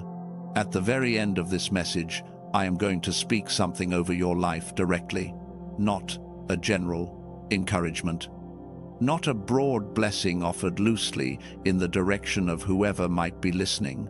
Something specific, something I believe was placed on my heart for the person who has been here through all of this. So stay with me all the way to the end, because what happens in the closing is the reason this message exists. Now I want to address something that is probably the loudest internal voice in any wilderness season. It is the unworthiness belief. Not the question of whether you have talent, not the question of whether you have worked hard enough or been faithful enough. Something deeper and quieter than any of those questions. The question that sits in the very center of the wilderness and asks, with remarkable consistency, in the voice that sounds more like yours than any other voice, what if I got this wrong? What if the gift is not what I think it is? What if I have simply been believing something about myself that is not actually true? You have heard that voice. I think everyone who has been in a genuine wilderness season has heard it. It is patient. It does not need to be loud to be effective. It simply waits for the long, quiet days, for the seasons of visible non-progress, for the moments of comparison with people who seem to have arrived at things you have only stood at the edge of. And then it asks its question in the quietest possible tone. And the effect of that question, over years, is a subtle but significant shift in posture, a slight withdrawal from claiming what was planted, a hedging of the gift, a half step away from the full declaration of what you carry, maintained as a precaution against the possibility that you might be wrong about yourself. I want to name that for what it is. Unworthiness is not a fact about you. It is not the result of careful self-examination that has arrived at an accurate conclusion about your nature. It is the residue of formation. It is what accumulates when the gift has been unrecognized for long enough that the person carrying it begins to internalize the silence as information about the gift's reality. But the silence was never about the gift's reality. The silence was about the season, and the season is the variable, not the gift. Now, there is something I want to introduce here, and I want to introduce it carefully, because what I am about to say is real, and it is significant, and I do not want to move past it without giving it the proper space. During the wilderness seasons, I have been describing the seasons of suppression, of the decline effect, of the frost that did not kill the seed, but covered the ground. Researchers have been documenting something, not in purely spiritual terms, in measurable, concrete, physiological terms, the same frequency that was natural in you as a child, the frequency associated with intuitive knowing, with rapid integration of truth, with the kind of perception that the gift operates through that frequency does not disappear in the wilderness, but it becomes significantly harder to access, not because the capacity has been removed, but because the conditions that allow it to arise have been systematically altered by decades of the suppression we have been discussing.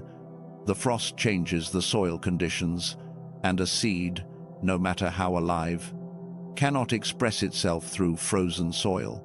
I came across something during my own research into this specific question, the question of whether the conditions that allow the planted gift to operate can be changed in an adult, and if so, how that stopped me when I first encountered it, not because it came in the form I expected, but because the mechanism it described matched with such precision what I had been seeing and thinking about in the context of everything we have been walking through.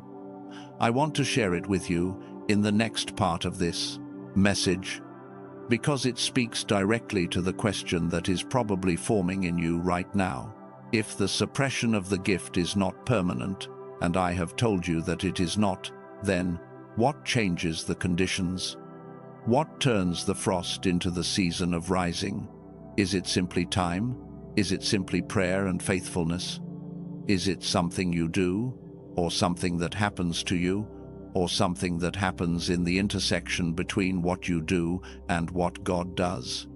That is the question, and the answer is the part of this message that I think you are going to carry the furthest. Stay with me, because what comes next is where the formation and the science and the spiritual reality converge in a way that I believe is going to make something click that has been waiting to click for a long time. Let me pick up exactly where we just left off, because the question I left you with, the question about whether the soil conditions can be changed, whether the frequency that allows the planted gift to rise can be deliberately restored, is the question that the next part of this message is entirely built around. And I want to start by saying something that might sound simple, but that carries more weight than it initially appears to. The gift is not waiting on your discipline alone. I want to separate two things that often get confused in the conversation about why spiritual gifts feel suppressed in a person's life. The first thing is spiritual readiness, the formation of character, the deepening of root systems, the purification of performance weight, all of the things we walked through in the last section. These are real.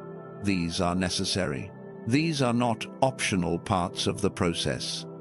And they respond to faithfulness, to the quality of your presence in the wilderness season, to the choices you make about how to carry what the wilderness asks you to carry.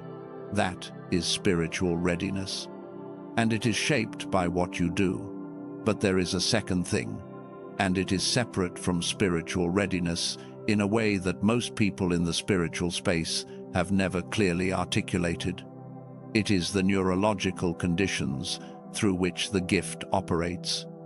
The specific brain activity pattern that allows intuition, creative integration, perceptive knowing, the deep presence-based gifts to flow without the interference of the compressed, survival-oriented frequency that the decline effect produces in an adult mind. That second thing is not shaped by discipline.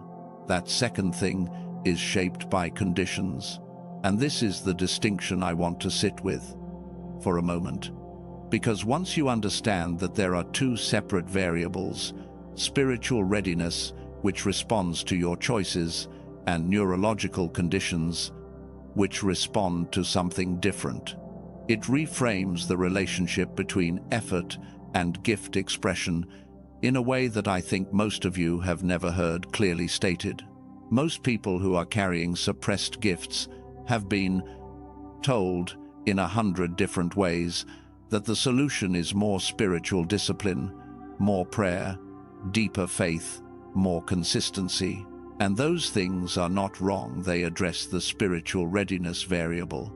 But if the neurological conditions variable is not addressed, the gift continues to feel inaccessible even when the spiritual readiness has genuinely deepened, which is why so many deeply faithful, genuinely committed, spiritually mature, chosen ones still feel the gap between what they know they carry and what they can actually access. Because they have been developing spiritual readiness without anyone showing them that there is a second variable.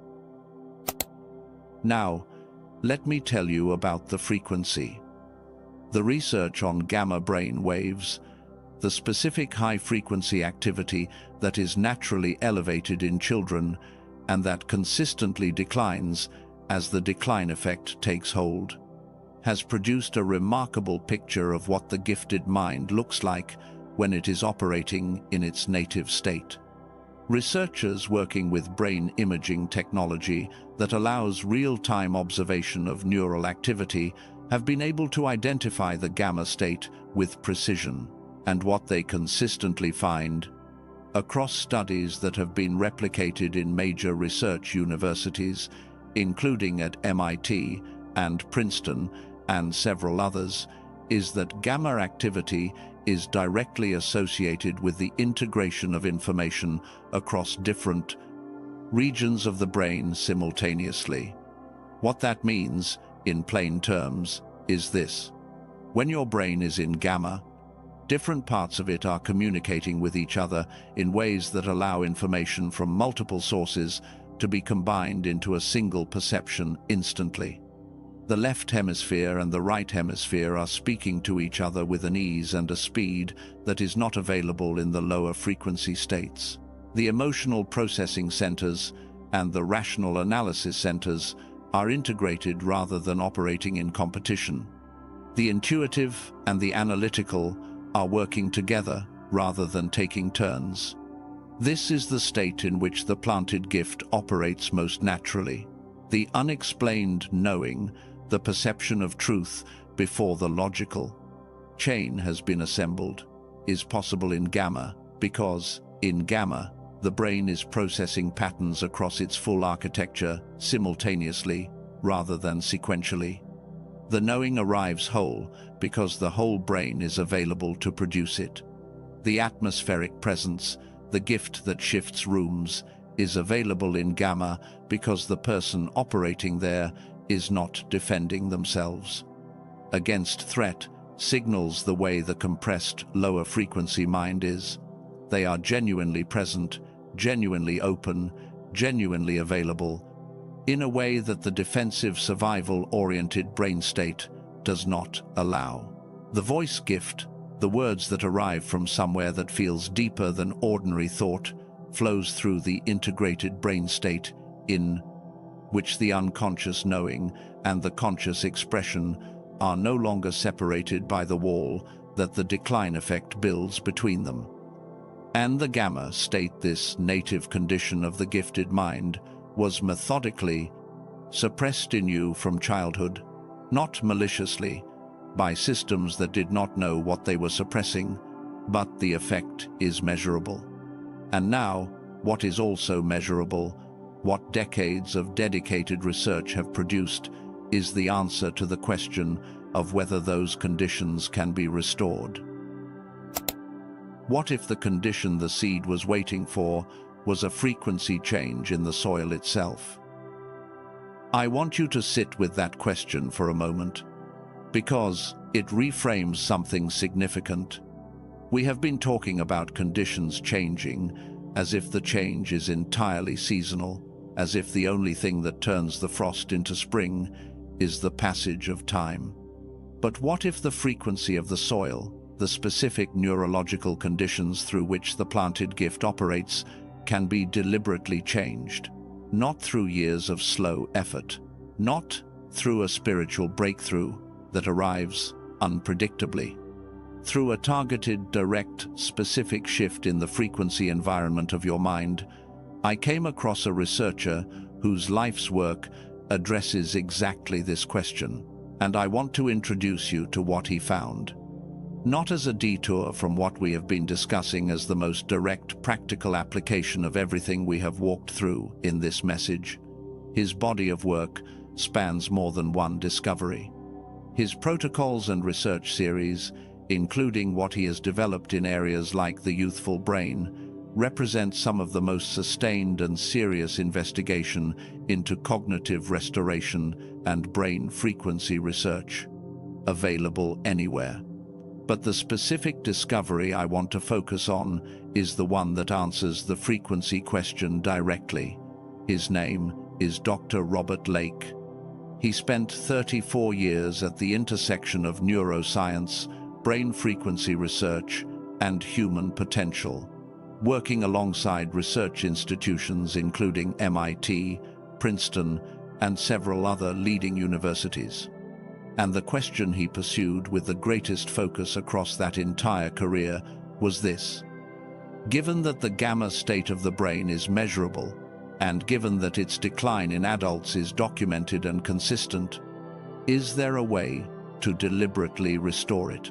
Not through years of meditative practice, which the research shows produces only marginal and slow changes in brain frequency.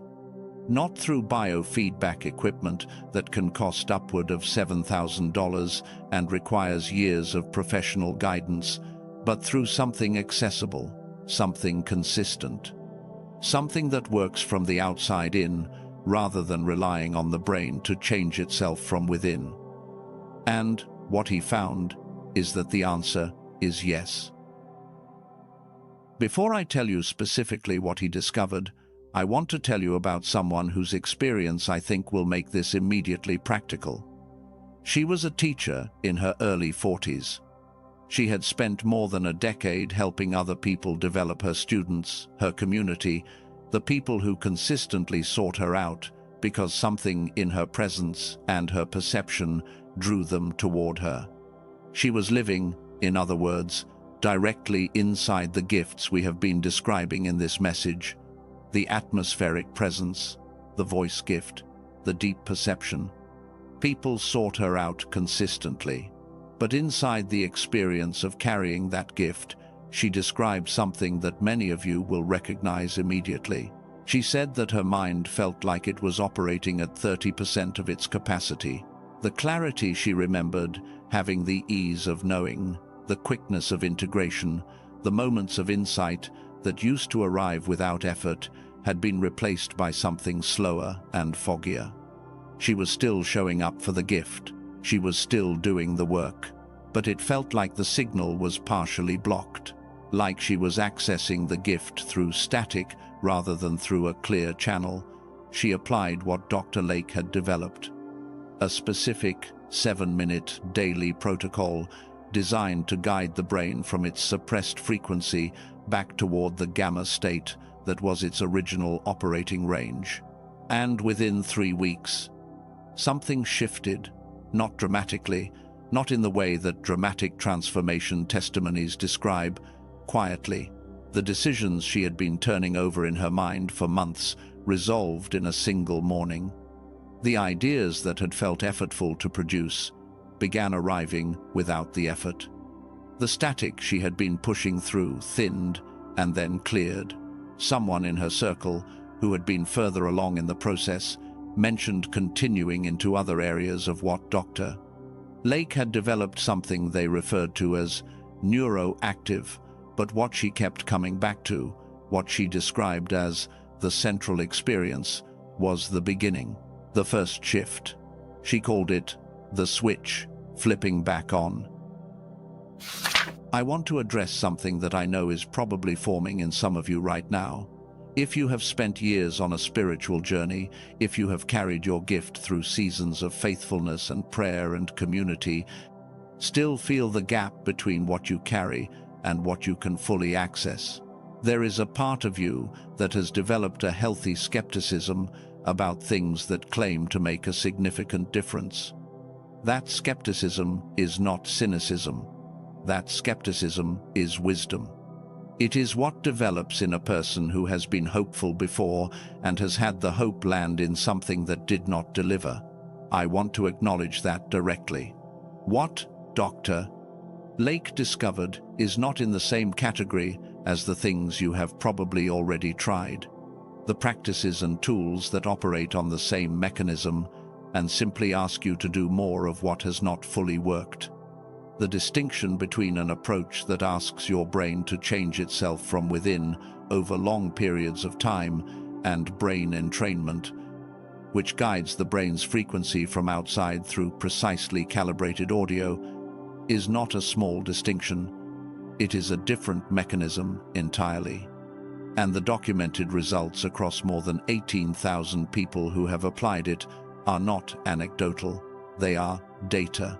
And if your concern is financial, if the question is whether this is something you can realistically invest in, given everything else you are carrying right now, I would never minimize that.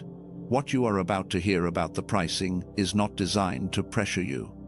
It is designed to give you enough context to make a real and informed choice. Because I would never disrespect your situation by pretending that the decision is simple for everyone. What Dr. Lake compressed 34 years of research into is called the Genius Song. It is a 7-minute digital audio track. You put headphones on, you let yourself be still, you listen, and in those 7 minutes, the specific frequency embedded in the audio guides your brain's activity patterns toward the gamma state, the native frequency of the planted gift, through the mechanism of brain entrainment, not through effort, not through practice, not through years of developing a discipline that most people cannot sustain alongside the demands of ordinary life, through 7 minutes of deliberate frequency input, the traditional pathways to the gamma state.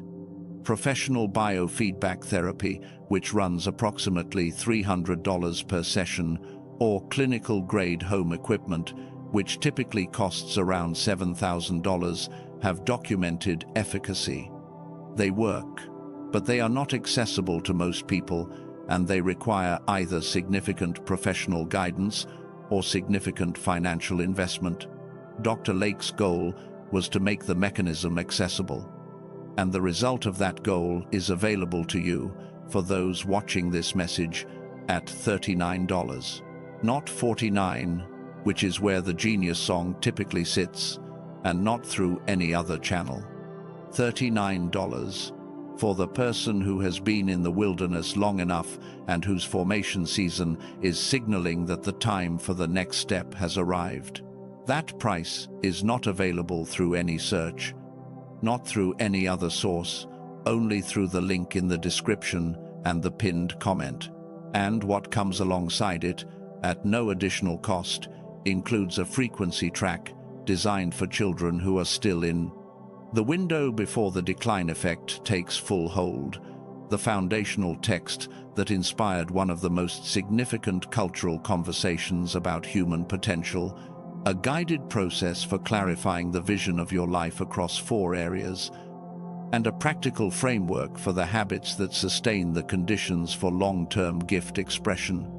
All of it comes with a 1 to 100% money-back guarantee.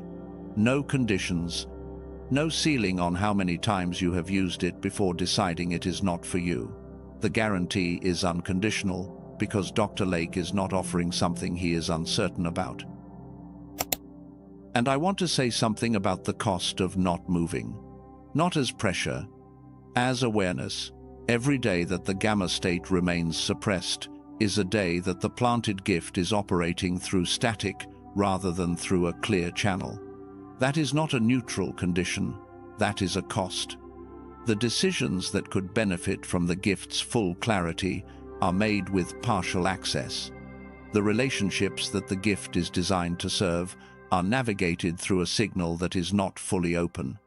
The prayers that reach for the frequency of real communion are offered through a mind that the decline effect has compressed. That is not a permanent state, but it is the current state. And every day it continues is a day the gift is working harder than it should have to reach through conditions that were not designed to hold it back. The version of you that has already taken this step, the one who has already addressed the frequency problem and is now living in the conditions the gift was designed to operate through, is looking back at this moment from the other side.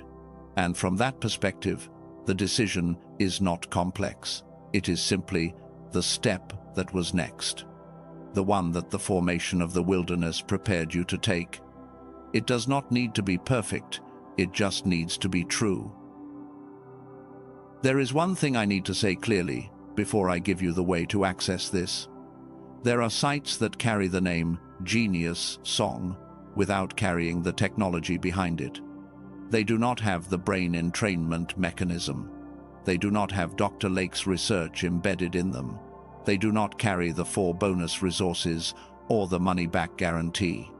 They are using a name to deliver something that is not the thing. The only source that contains what Dr. Lake actually built in its complete form, with its full engineering intact, is the link in the description and the pinned comment of this message. Not through a search engine, not through any other channel. Only there. If your spirit resonates with what was shared, if something in the frequency of this conversation has confirmed what you have been sensing, about the gap between the gift you carry and the conditions you have been able to access it through, you will find what you need at that link. Only investigate it if you feel genuinely led. Only move forward if something in you says yes, and if it does, do not wait. Not because of any artificial urgency, because your gift has waited long enough. And the next season is not going to delay its arrival while the conditions stay suppressed.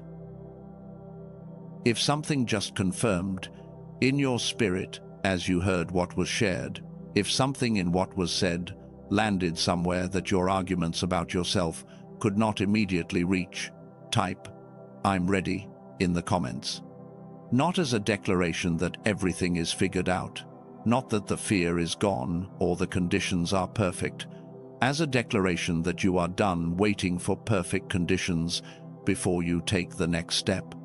Because the willingness to move before everything is certain is one of the things the wilderness formed in you, and this is a moment to use it. Now, let me bring us back to where this conversation is going. Because what I shared about the frequency and the research and the tool that is the practical dimension of what we have been discussing, but it is not the destination of this message. The destination is something larger than a tool. The destination is the full understanding of what you are carrying and what it was planted to do. And in the next part of this message, the part that carries the most significant revelation of everything we have walked through, I am going to show you something about the nature of what was planted in you that changes the way all of it is understood.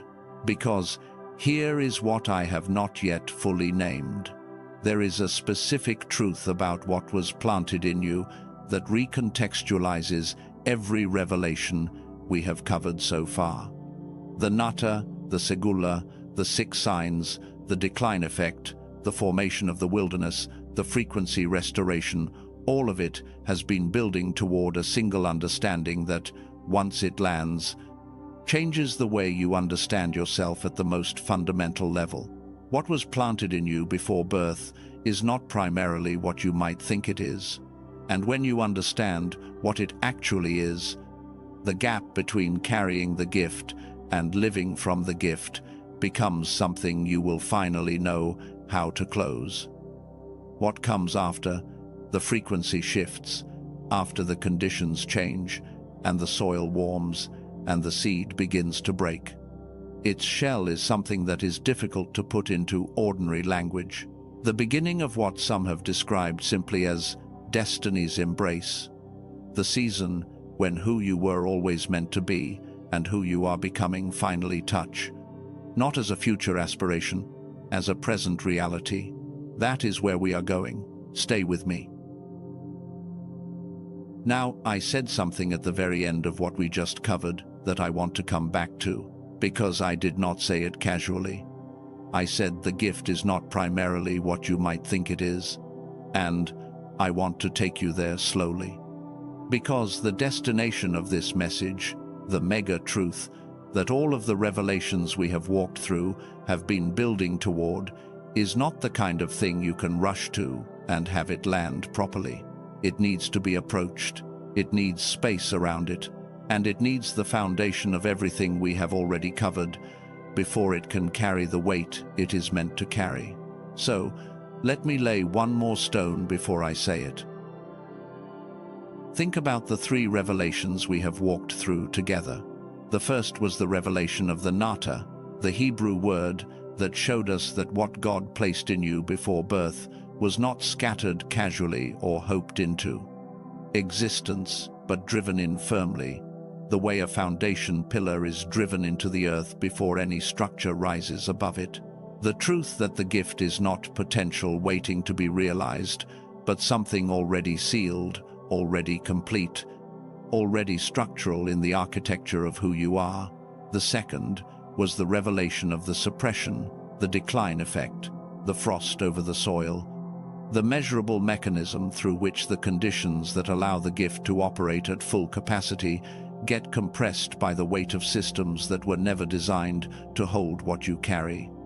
The truth that the gap between what you sense you were made for and what you have been able to access is not a gap in your faithfulness or your gift, but a gap in the conditions.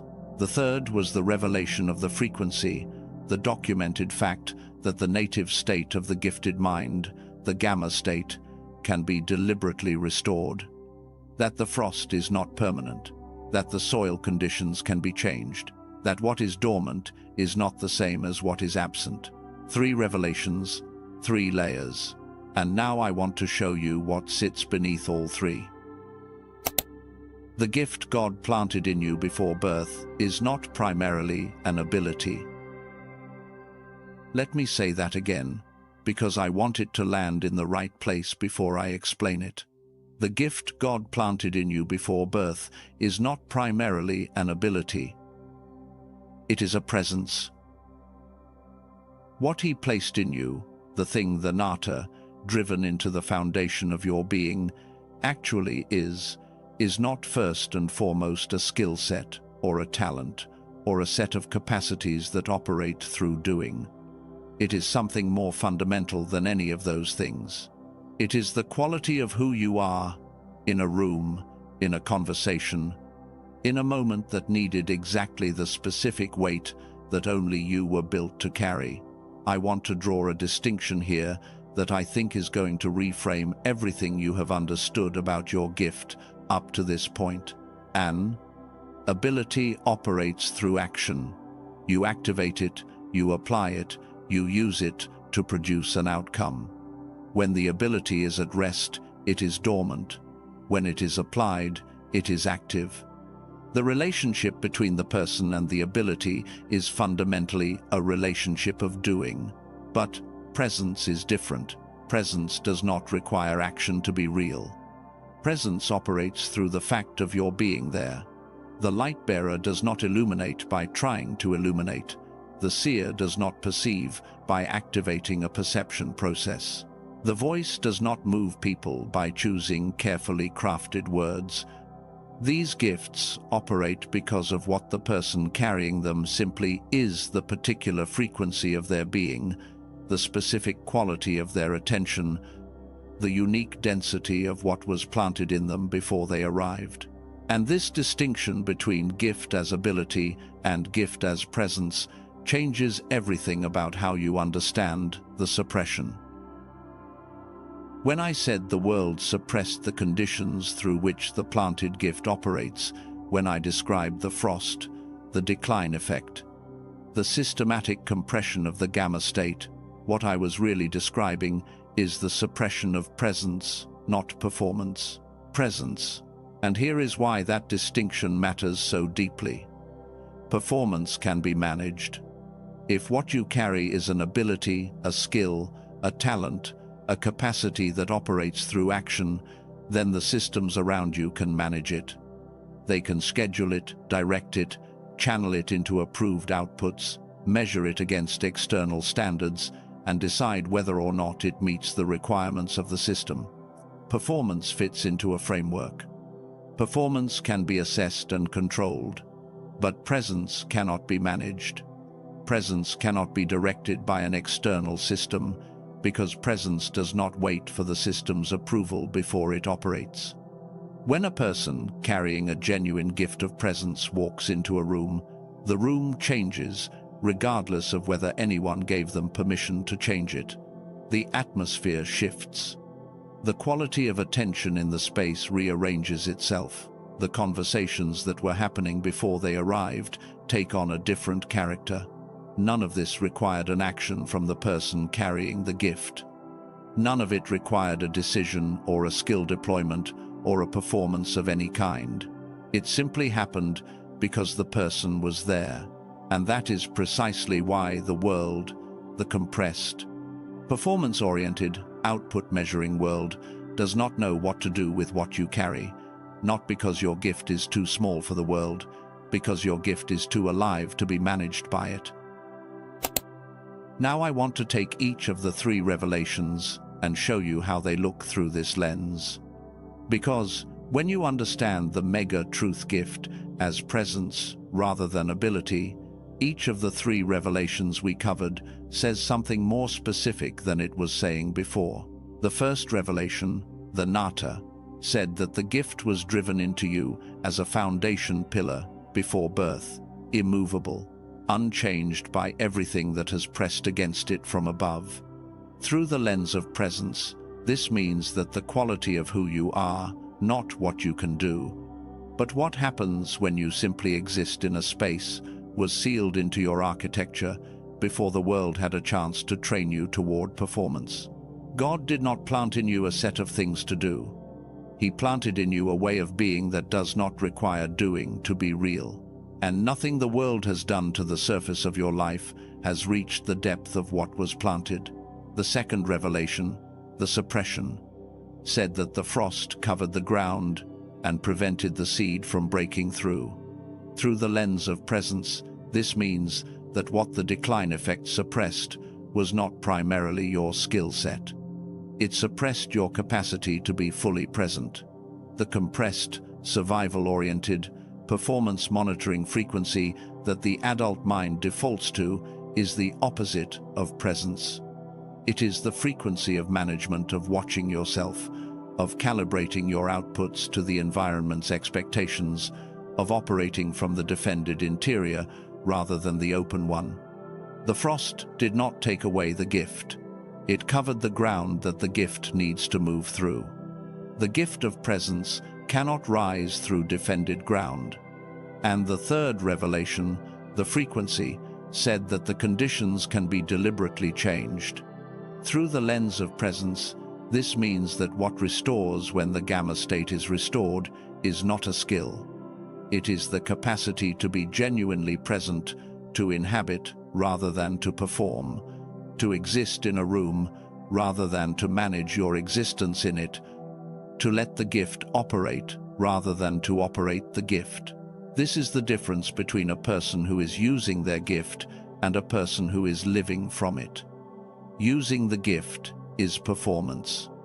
Living from the gift is presence. And everything we have covered in this message has been pointing toward the same destination: the restoration of your capacity to live from what was planted, rather than reaching for it from the outside. And when the shell of the seed finally breaks, when the conditions change and what has been pressing against the surface from below finally finds the opening it has been moving toward, it does not look the way most people expect it to look. It does not look triumphant, not at first. When the shell of a seed breaks open in the ground, from the outside it looks like the seed is being destroyed. The structure that held it together, the protective casing that kept it intact through the frost and the darkness and the years of dormancy, cracks apart. And in the moment of the breaking, it looks like ending rather than beginning. But the tree knows. The tree, which is what the seed was always going to become, knows that the breaking of the shell is not destruction. It is release. It is the beginning of everything the seed was designed for. The shell had to break for the roots to extend further and the first green shoot to push upward through the soil. The breaking was not the end of the seed. It was the seed becoming what it was always meant to be. Chosen one, if something in your life has felt like it is breaking right now, if a structure that once held you together is cracking apart and the sensation of it feels more like loss than like growth, I want you to hold this image. You are not being destroyed. You are becoming. Now, I want to put 5 names on what was planted in you, not as categories to choose from, as mirrors to look into. And I want you to notice which of these produces a recognition in you that is different from the others. Not a studied recognition, a settled one. The kind that does not require argument or analysis, but simply lands. The first is the light bearer. The light bearer does not announce their gift. They do not have to. When they walk into a room, something shifts before they have said a word. People who were guarded begin to open. Tension that was present before they arrived begins to ease. Conversations that were stuck begin to move. This is not charisma, which can be developed and performed. This is something operating through the quality of their presence alone, the specific frequency of their being in the space, which creates the conditions for other people to become more genuinely themselves. The light bearer often does not recognize what they are doing, because from the inside, they are not doing anything. They are simply being there, and the world around them shifts as a result of that being there, and the light bearer goes home wondering why the evening felt significant without being able to articulate what happened. This is the gift. Not your effort, not your performance, your presence. The second is the seer.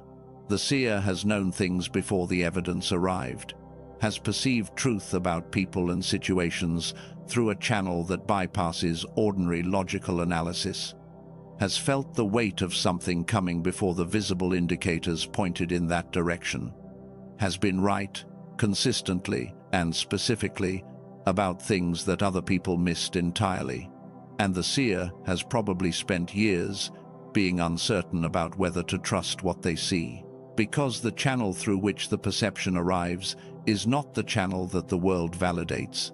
It is not the channel of data and analysis and methodology. It is quieter. It arrives without steps.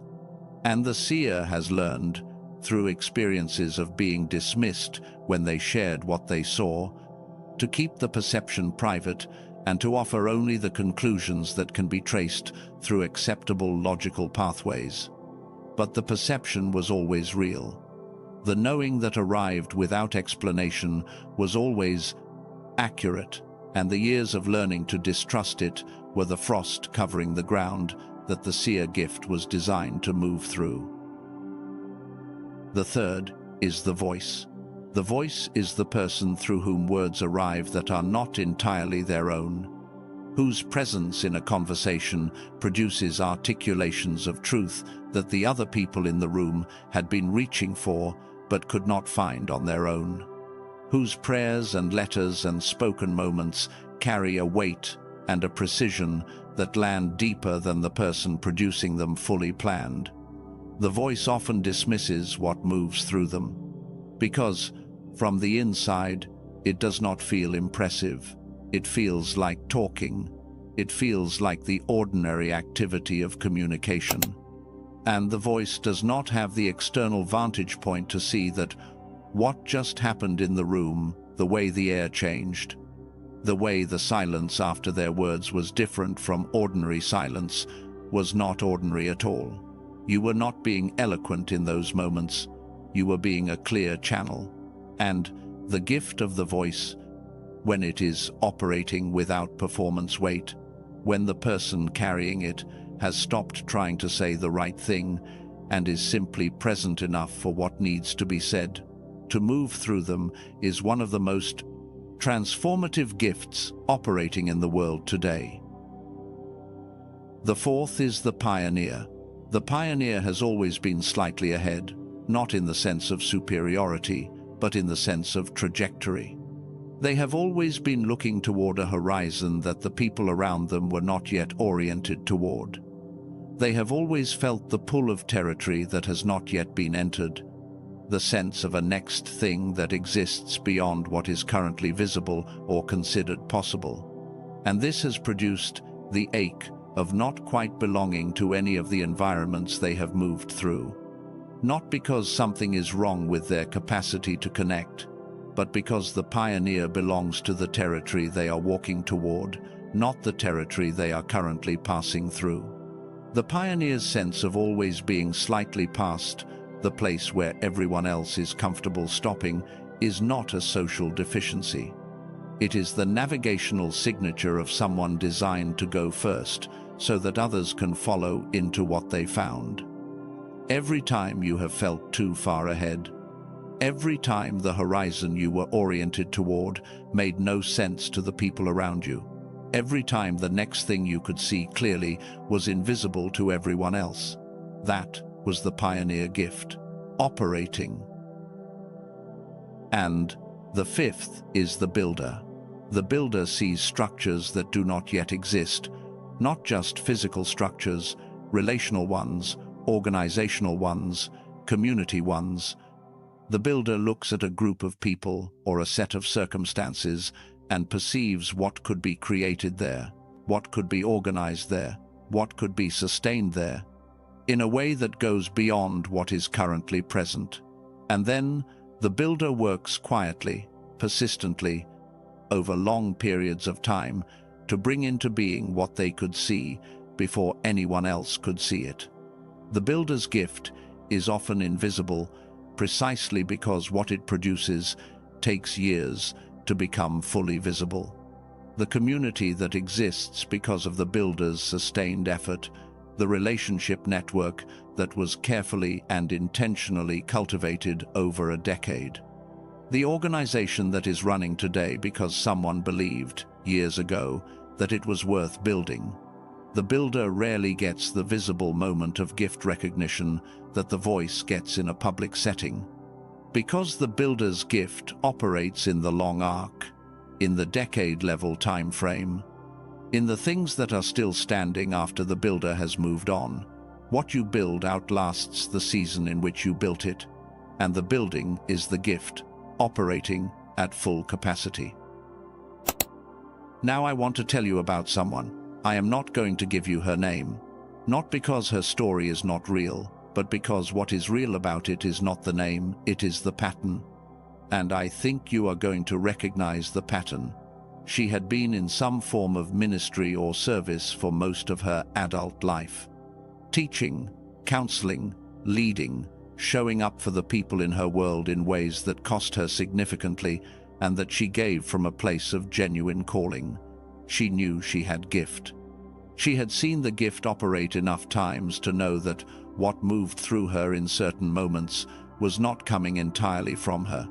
But she described something that I have heard in various forms from many people who carry what she carries, and that I think a number of you will recognize immediately.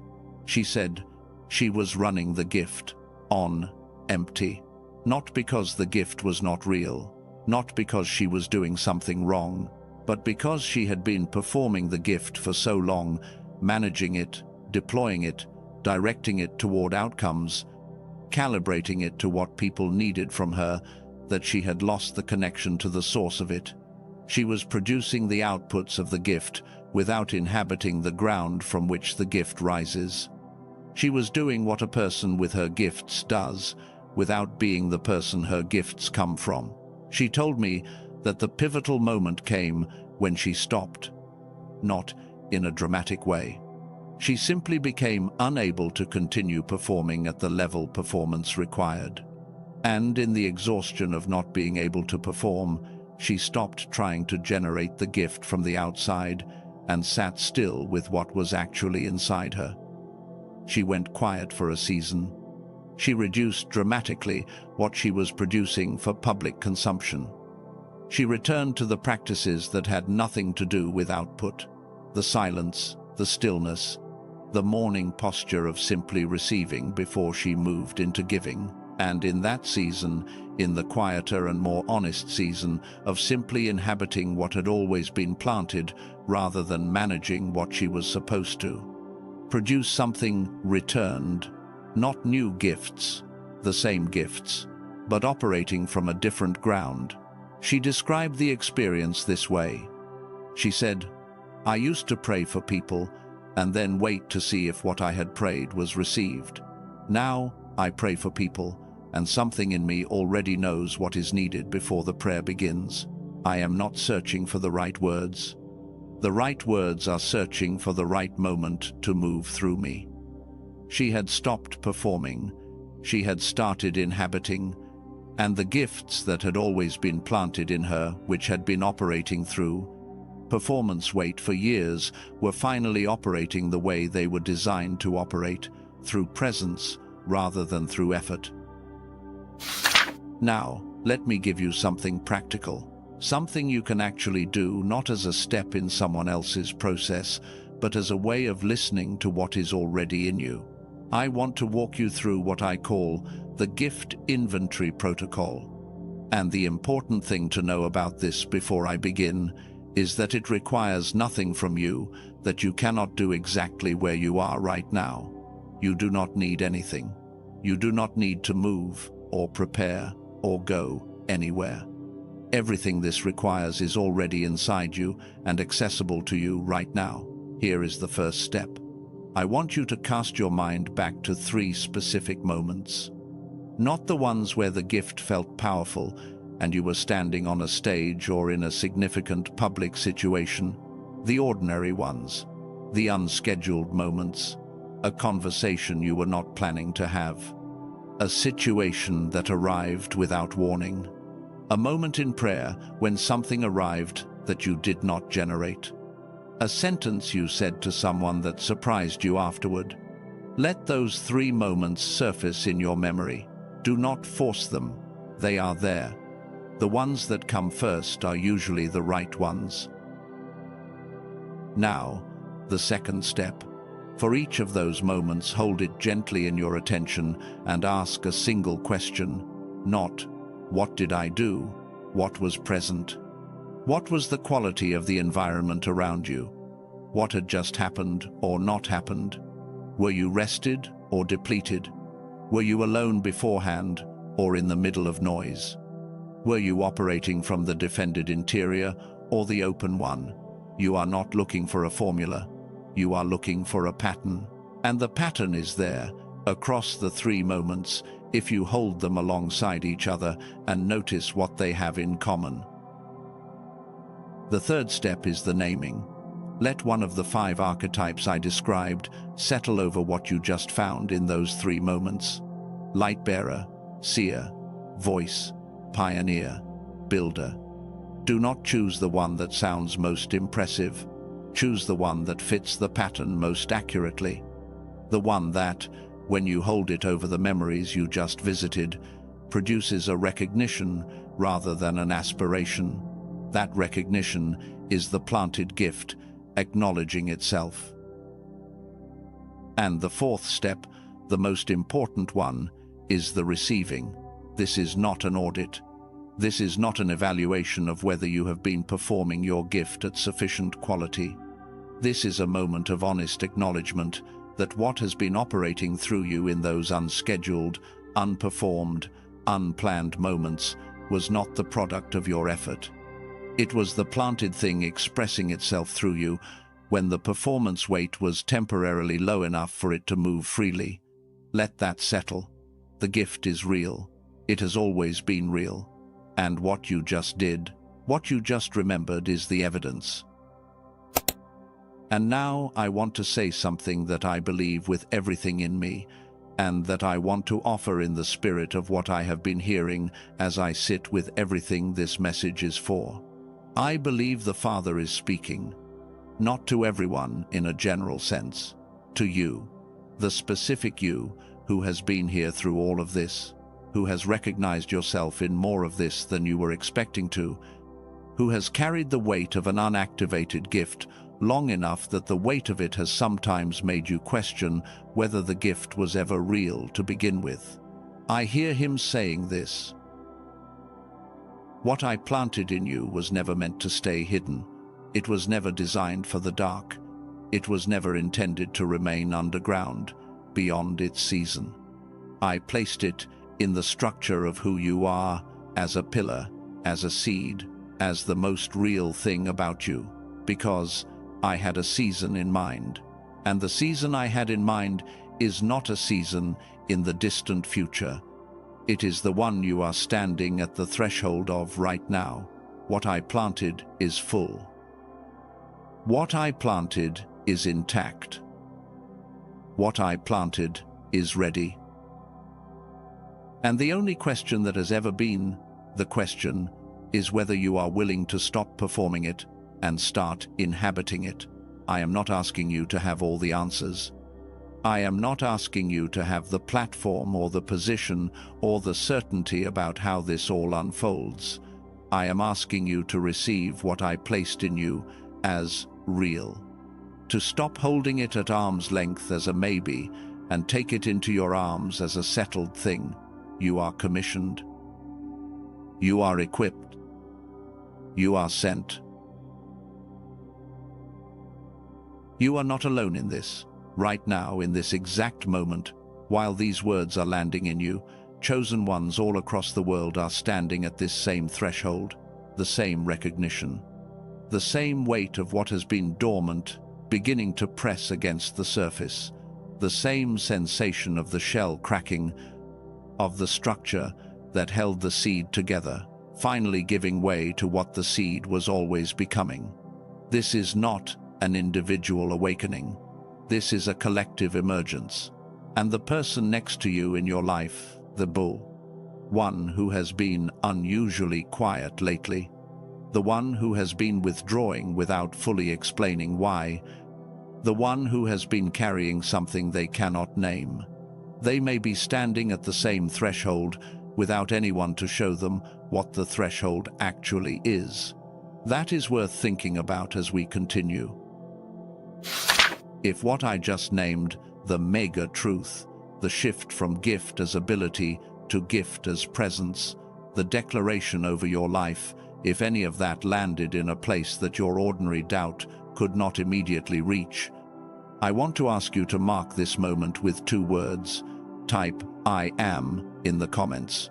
Not "I will be," not "I hope to become." I am, present tense. Because the gift that was planted in you before birth is not a future state you are working toward. It is who you already are, operating at whatever level of expression the current conditions allow. And the declaration of "I am" is not arrogance, it is accuracy. It is your planted gift hearing its own name spoken out loud and saying, "Yes, that is what I am." And now, I want to move from naming what you are into showing you how to live from it. Because the most significant revelation in the world is only as valuable as the life it changes. And the life that changes is not the life on the stage.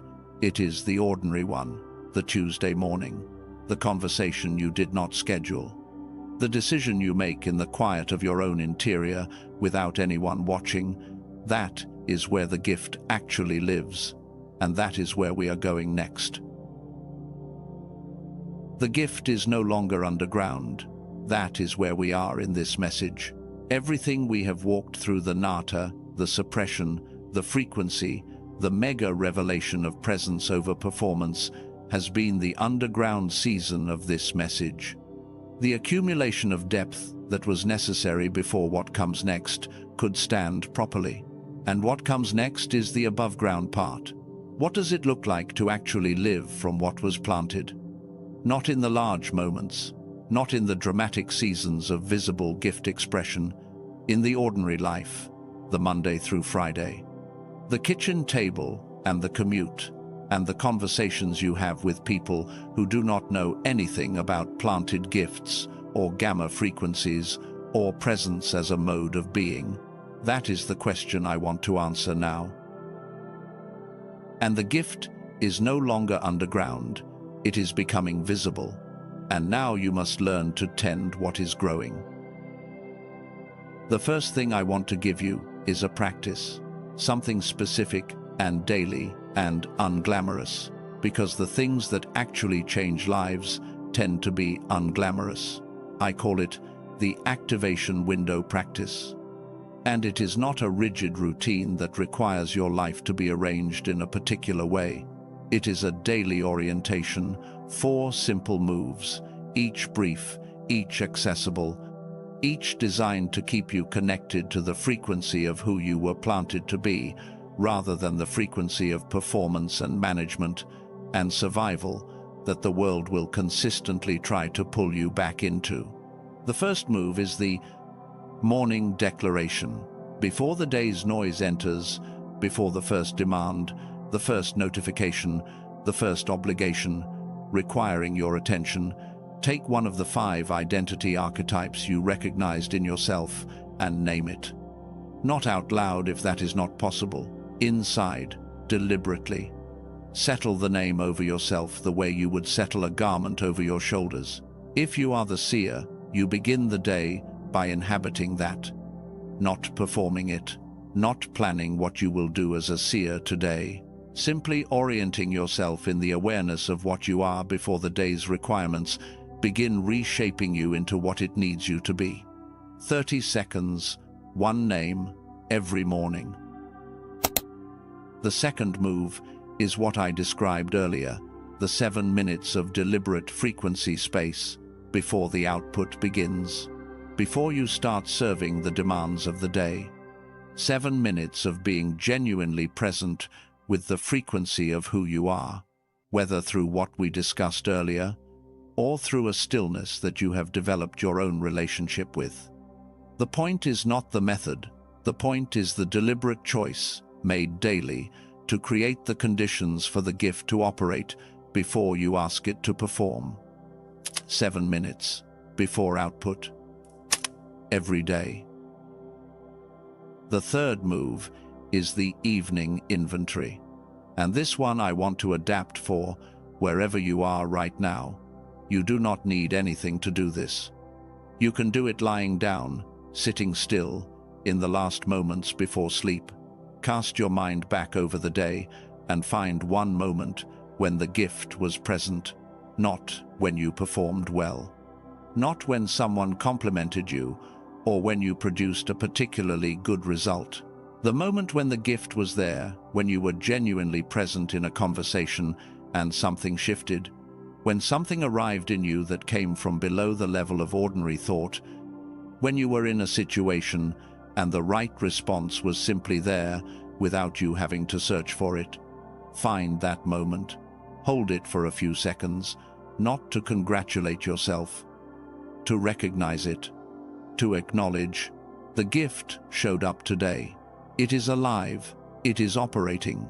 Even through the compressed and ordinary conditions of this Tuesday, in my actual life, it showed up. That recognition matters more than you know. And the fourth move is the release. Also at the end of the day, also accessible exactly where you are right now. The gift that was present today carries weight. The presence gift, the light bearer, the seer, the wounded healer, absorbs something from every space it moves through. Not permanently, but it needs to be intentionally released before sleep, or the weight of what the gift held today will carry into tomorrow and compound over time into the kind of depletion that makes it feel like the gift is fading. So, here is the release. Just this. In whatever posture you are currently in, let your breath slow for a moment, and on the exhale, intend to release what the gift was holding today, not in a dramatic ceremony, not with words, unless words feel right to you. Simply the deliberate choice to set down what was picked up, to let the gift rest between now and tomorrow morning, so that tomorrow morning it can be received fresh. The activation window practice is not going to produce dramatic results in a week, but in 3 months of consistent daily orientation, something compounds. The frequency of the defended mind, the performance-oriented, approval-calibrating frequency that the decline effect settled into your default, begins to shift. Not because you forced it, because you stopped reinforcing it. And what was planted underneath it, the native frequency of presence, the gamma state gift, begins to find more space to operate through the ordinary life you are actually living. Small, daily moves, sustained over time, is how the seed becomes the tree. Now, I want to talk about what is reorganizing around you, because the shift from performing the gift to inhabiting it does not happen in a vacuum.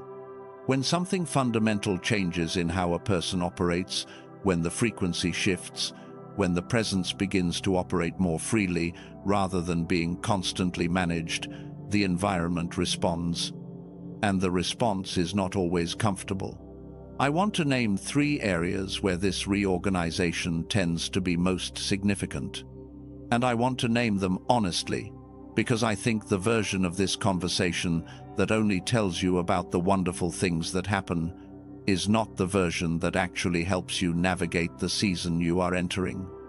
The first area is relationships. For those entering this season, and I want to name that qualifier clearly, because this is not a statement about everyone in every situation, but about those specifically who are at the threshold we have been describing. Relationships are going to reorganize. What is shifting? People whose frequency was compatible with the performed version of you may not be compatible with the inhabiting version. This is not because you are becoming better than them or more spiritually advanced than them.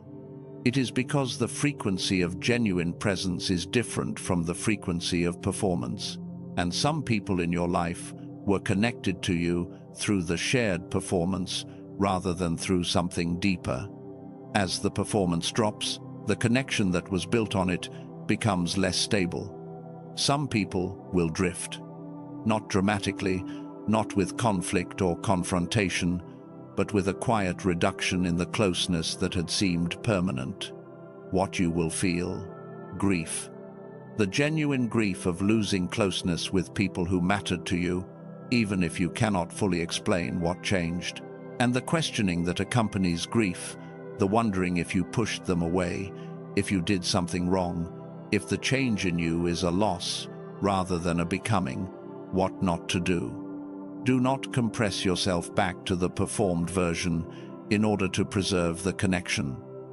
Do not shrink into the shape that maintained the relationship, because the authentic shape feels like it is creating distance.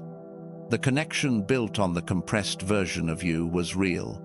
It was just not the most real connection available to you. What to trust? For those entering this season, The arrival of the right people tends to follow, and sometimes overlap with, the departure of the incompatible ones, not with fanfare, quietly. A person appears in an unexpected context, and something in you recognizes them with an ease you have not felt in a long time. A conversation begins with someone you have only recently known, and it goes deeper, faster than most relationships of years. The people who are designed to be in your life going forward are calibrated to receive the inhabiting version of you rather than the performed version. They will recognize you precisely because you are no longer hiding what you are. The second area is purpose. What is shifting? The assignment that you have understood as your purpose, the calling you have been moving toward, or the version of it that has been most visible to you, may be clarifying in ways that narrow it or deepen it in ways you were not expecting. Not a change of direction so much as a change of depth. The purpose you understood at the level of what you do is revealing the layer beneath it, which is who you are designed to be in the service of what you do. And those two things, the doing and the being, may not have been as closely aligned as you thought they were. What you will feel: confusion, the sensation of losing ground you thought you had established, the disorienting experience of something you thought you understood becoming less certain in its specific form, even as it becomes more certain in its underlying reality. What not to do. Do not mistake the refining for the ending. Do not interpret the deepening of your understanding of purpose as evidence that the purpose itself is smaller than you thought, or that you were wrong about it. The gift being refined is not the gift being reduced. What to trust? Purpose becomes more stable, not less, as it becomes more deeply aligned with the planted thing rather than with the performed version of it. The calling that is rooted in who you were before the world shaped you is more durable than the calling that was rooted in what the world rewarded you for. For those entering this season, the purpose that emerges from the other side of this clarification will have a groundedness to it that the previous version did not. It will feel less like an aspiration and more like a fact. The third area is provision. And I want to be honest about this one, because the spiritual conversation about provision has a complicated history, and I do not want to add to the complexity without also adding to the clarity. What is shifting? The way resources move in your life. Time, finances, opportunities is reorganizing itself around the authentic version of who you are rather than the performed one. And the reorganization can look, in the middle of it, like instability. What you will feel: the discomfort of things you thought you had established beginning to shift unexpectedly. Income streams that were reliable becoming less so. Opportunities that seemed clear-cut becoming complicated. The structures you built around the performed version of your gifts not quite fitting the inhabiting version. What not to do. Do not grip what is being redirected. Do not interpret every closed door in this season as evidence that something is wrong with your direction. The closing of what no longer fits is not punishment. It is the clearing of space for what the authentic gift actually needs in order to operate. What to trust. Presence, when it is genuinely operating, is not invisible to the world. A person who has moved from performing to inhabiting their gift tends, over time, to attract the people and resources and opportunities that are calibrated to receive what presence offers, not through striving, through alignment. For those entering this season, provision follows presence. It is not immediate, and it is not always in the form expected, but it arrives.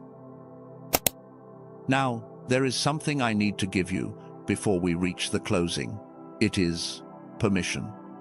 Because everything I have described, the reorganization, the shift from performing to inhabiting, the clarity of the authentic gift, is something that most chosen ones have been waiting for implicit permission to step into for years. and no one has given it to them directly. So I want to give it to you now, as clearly and specifically as I can. You are allowed to live from this gift openly, without hiding it, in order to make other people comfortable with who you are.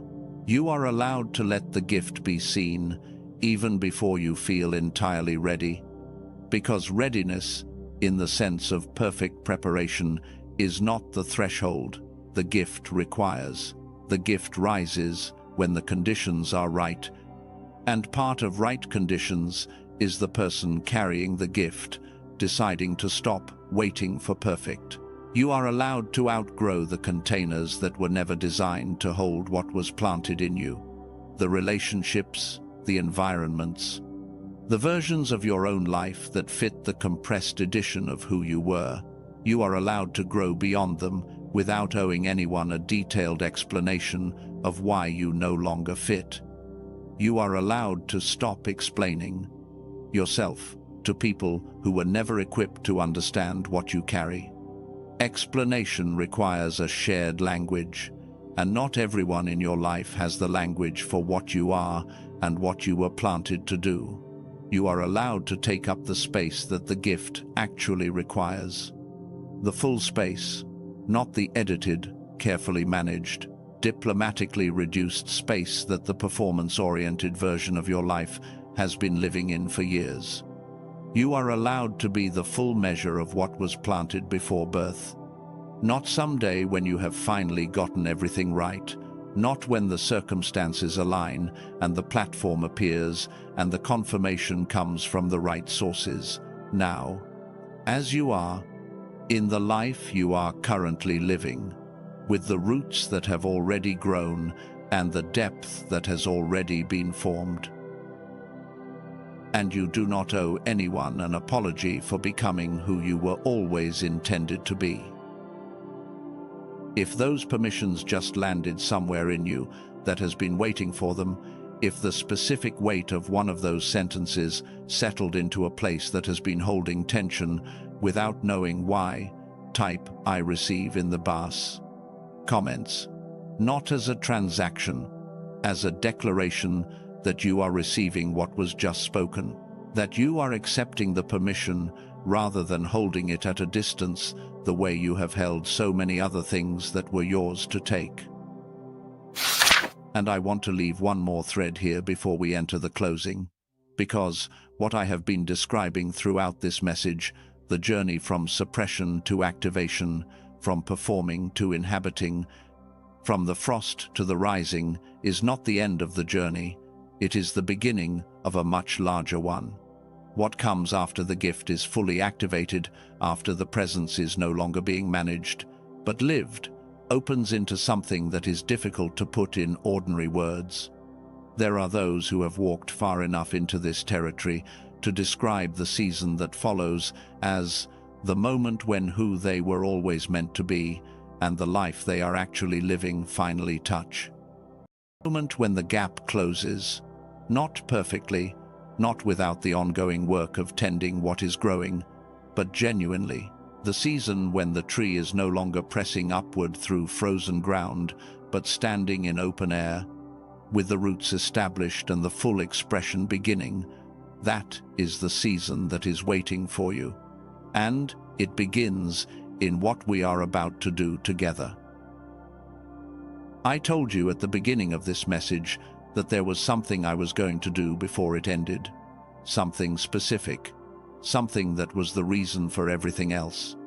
The time for that has arrived, and before we enter into it, I want you to take one more breath, a real one. Let whatever you have been holding since this message began, the recognition, the grief, the relief, the weight that was named, the permissions that landed, all of it, let it be here with you as we enter the closing. Do not set it aside, bring it, because what we are about to do needs the full weight of what you have been carrying. Come with me. What I want to do now is not a prayer in the sense of a performance, not words assembled for an audience. What I want to do is something I believe was always the destination of this message. the reason the message existed before I started writing it, the reason it found you before you knew you needed it. I want to activate what was planted, not in the sense of doing something that was not already real. The Nata gift is already real. The planted thing is already intact.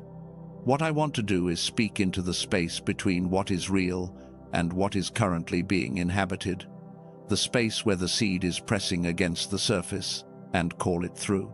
But before I do that, I want to walk you through something, a moment of interior preparation, not a technique, a commissioning. In your mind, not in your body, not in the room around you, but in the interior space of who you are, I want you to let something rise to standing, not physically, internally. Whatever posture your body is currently in is exactly right. But somewhere inside, in that part of you that exists before you start managing how you appear, or what you say, or how you come across, let something rise to its full height. Imagine yourself standing in a space that exists between who you have been and who you are becoming. Not a dramatic landscape, something simpler, a threshold, a doorway between the season of the underground and the season of the above ground. And you are standing at that threshold with everything you have walked through, every formation season, every wilderness year, every unrecognized gift moment. Every day the frost covered the ground, all of it behind you, real, honored, not erased or minimized, but behind you. And in front of you, through the threshold, is what the seed was always going to become. Not abstract, not vague, the full version of you that was designed before birth, carrying the gift at the level of expression it was designed for, inhabiting rather than performing, present rather than managed, alive in the frequency that was always your native state. Let yourself see that, not as a fantasy of what might happen someday, as the reality that the planted thing was always pointing toward. This is not a visualization exercise. This is a commissioning. You are not imagining something that might be true. You are orienting yourself toward what was already true before you arrived, and simply receiving it as the reality it has always been. Let the weight of it settle into you. The weight of the planted thing finally being fully received. The weight of the foundation pillar being acknowledged rather than questioned. The weight of being, for this moment, entirely without the performance armor. That is the person I want to speak to now. Before we begin, I want to acknowledge something. You walked through a lot to get here, not just through this message, through the years of carrying something the world could not fully name, the years of showing up faithfully to a calling that was not yet fully visible, the years of wilderness, of formation, of the frost that did not kill the seed but covered the ground for longer than it was comfortable to wait, and you stayed. That matters. The fact that you are here, that something in you kept returning to the knowing, kept orienting toward the gift, even through the seasons of doubt, kept listening, even when the listening felt like it was landing in silence. That is not a small thing. Thank you. Not in a general way, specifically, for the mornings you showed up when no one was watching, for the prayers you offered in seasons where the answer was not visible, for the faithfulness in small moments that no external accounting will ever fully measure. That faithfulness was not invisible. And I want to acknowledge what you were carrying, because I know that some of what you have been carrying in this season has not been light. I know that the gift, when it is pressing against the surface and not yet fully expressed, produces a specific kind of weight that is difficult to describe to someone who is not carrying it. The weight of knowing something is real in you, that the world around you cannot fully receive yet. The weight of faithfulness to a promise that is still in the process of its full manifestation. The weight of the questions you have held in the dark when the guidance was not as clear as you needed it to be. I see it, I name it, and I say clearly, that weight was not the absence of the gift. It was the evidence of the depth of what was planted. Now, I want to do something I have been building toward through this entire message. I want to release. I release the ceiling that the systems placed over you, the invisible height limit that was set before you, fully. Understood what you were carrying, the limitation that said the gift was only welcome up to a certain level of expression, the compression that told you to edit yourself down to fit what the environment could hold. I release it now. I release the false identity of the ordinary, the story that was layered over the planted thing by years of living in environments that could not see what was underneath it, the narrative that said you were less than what you sensed you were, the habit of presenting the compressed version as if it were the real one. I release it now. I release the wound of the unrecognized gift, the accumulated pain of years of carrying something real that was not received as real, of offering what moved through you and having it passed over, of being faithful to something that the people around you were not yet equipped to see. I release it now. I release the weight of comparison, the years of measuring the visibility of your expression against the visibility of others, of wondering why the gift was operating publicly in someone else before it was operating publicly in you, of using someone else's season as evidence that your season was too late or too slow or somehow wrong. I release it now. I release the unworthiness, the quiet, patient, persistent voice that sat at the center of the wilderness and asked, what if you had this wrong? What if the gift was not what you thought it was? What if the whole thing was something you had constructed in your own mind as a story about yourself that was not actually true? That voice was not wisdom. It was the residue of formation. I release it now. I release the guilt of outgrowing the complicated grief of moving beyond the versions of your relationships and environments and identities that could not hold what was developing in you. The feeling that becoming more fully yourself was somehow a betrayal of the people and places that shaped you. You do not owe anyone the static version of who you were at the expense of the planted version of who you are. I release it now. I release the fear of activation, the specific and rational fear of what happens when the gift is no longer underground, of being seen operating at the level the gift was designed for, of the weight and the visibility and the accountability that full expression brings. The fear was not evidence of unworthiness. It was evidence that you understood the weight of what was planted, and you are ready for the weight. I release it now. I release every version of the story in which you were less than what was planted in you before birth. Every narrative that made the suppression permanent, every interpretation that made the delay a verdict, every conclusion that made the wilderness the destination rather than the preparation, I release it now. Now, I want to call forth.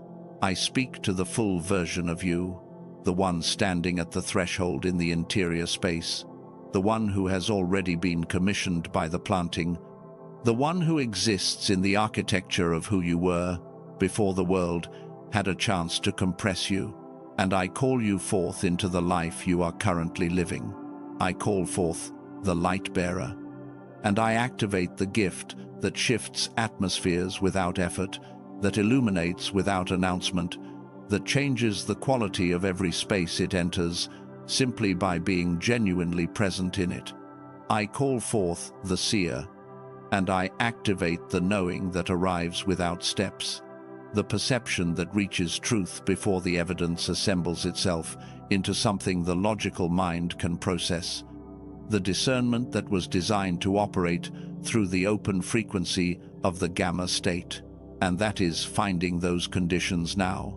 I call forth the voice, and I activate the words that are not entirely yours, the articulations that move through you rather than from you, the sentences that land in places ordinary speech cannot reach, the gift that makes people feel, after a conversation with you, that something was said that they have been waiting their whole lives to hear. I call forth the pioneer, and I activate the navigational gift that orients toward territory not yet entered, that pulls forward into what does not yet exist, but will exist because you went there first, that creates the path by walking it. I call forth the builder, and I activate the structural vision that sees what could be created where others see only what currently exists, that sustains over the long arc, that produces what outlasts the season in which it was built. And I hear the Father saying this: "Rise. What I placed in you is ready, not the day you feel perfectly prepared, not when the external circumstances look right, not when the doubt has fully quieted. Right now, in the season you are currently in, with the roots that have already grown, with the depth that has already been formed. What I planted in you was never meant to stay hidden. The frost was seasonal, the seed was never seasonal, and what I placed in you before you arrived, the presence, the gift, the specific weight and frequency and capacity that exists in you and nowhere else, was placed there for seasons like this one, when the world needs the full measure of what I deposited, when the people who are waiting for what you carry cannot wait any longer. Rise. The planting is complete. The time for the above ground is now. I guard what has just been spoken over your life. I cover the rising from the reflex to shrink the old habit of editing yourself down when the full expression starts to feel too visible, too exposed, too much for what the environment around you seems ready to receive.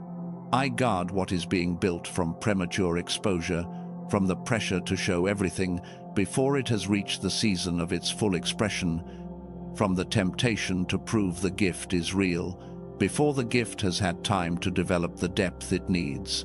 And I guard you from the pattern that has sabotaged the threshold before the familiar movement toward retreat when the breakthrough is close. The way the defended interior has sometimes pulled you back from the edge of full expression just before the expression could happen. What has been spoken over your life tonight is covered. What was planted in you is protected. You are commissioned. You are equipped. You are sent. The gift is not coming. The gift is here. You are not becoming the tree. You are the tree. And the tree does not apologize for the shade it casts. Do not say amen yet. I want you to stay in this frequency for a moment. Wherever you are, whatever position your body is in, whatever surrounds you right now, let this settle. Not the words. The weight of what the words were carrying, the reality of what was just spoken over you. Let it move from something you heard into something you carry. You are no longer a seed wondering what you will become. You are the tree. And so it is. Amen. You are not alone in what just happened here. Right now, in this same moment, chosen ones all across the world are standing at this same threshold, the same roots, the same formation, the same gift pressing against the surface, the same commission being received for the first time in full. This is not an individual journey. This is a collective emergence. And the person in your life who has been unusually quiet lately, the one who has been pulling back from conversations without explaining why, the one who has been carrying something heavy without the words for what it is, the one who has spent years sensing something inside them that they could not name. They may be standing at the edge of this same threshold without anyone to show them what the threshold actually is. If a face just came to mind, that is not an accident. That is the gift of knowing already, pointing towards someone specific. Share this message with them, not because I am asking you to spread a video, Because the planted thing in you just recognized the planted thing in them, and that recognition is itself the gift operating. Your share could be the confirmation they have been waiting for, the moment that gives them the language for what they have been carrying without words. Someone has been unusually quiet. Someone has been withdrawing without fully explaining why. Someone has been carrying the weight of a gift the world around them cannot name. Someone has been praying for a season of clarity that has not yet arrived in the form they needed. Send this to them. However you need to send it, just send it. Your share is not a gesture for a channel. It is a gift from one chosen one to another. And if something settled in your spirit during this message, if what was shared about the frequency and the tool that Dr. Lake developed resonated with something in you, the link is in the description and the pinned comment. Only for those who feel genuinely led, only if your spirit says yes. The information is there when you need it. If the closing just landed somewhere that has been waiting for something to land, if what was spoken over you tonight is settling into a real place rather than passing through, let your like be your amen, not for the numbers, as the agreement of your spirit with what was declared. Let it be the wordless confirmation that something was received. You are no longer a seed wondering what you will become. You are the tree. And what was planted before birth, everything that was driven into you like a foundation pillar before you took your first breath, everything that survived the frost and grew the roots and waited for the conditions to change, is not something you are still searching for. It is what you are already made of. Go live from it. The world has been waiting, and now, chosen one, so have you. Amen.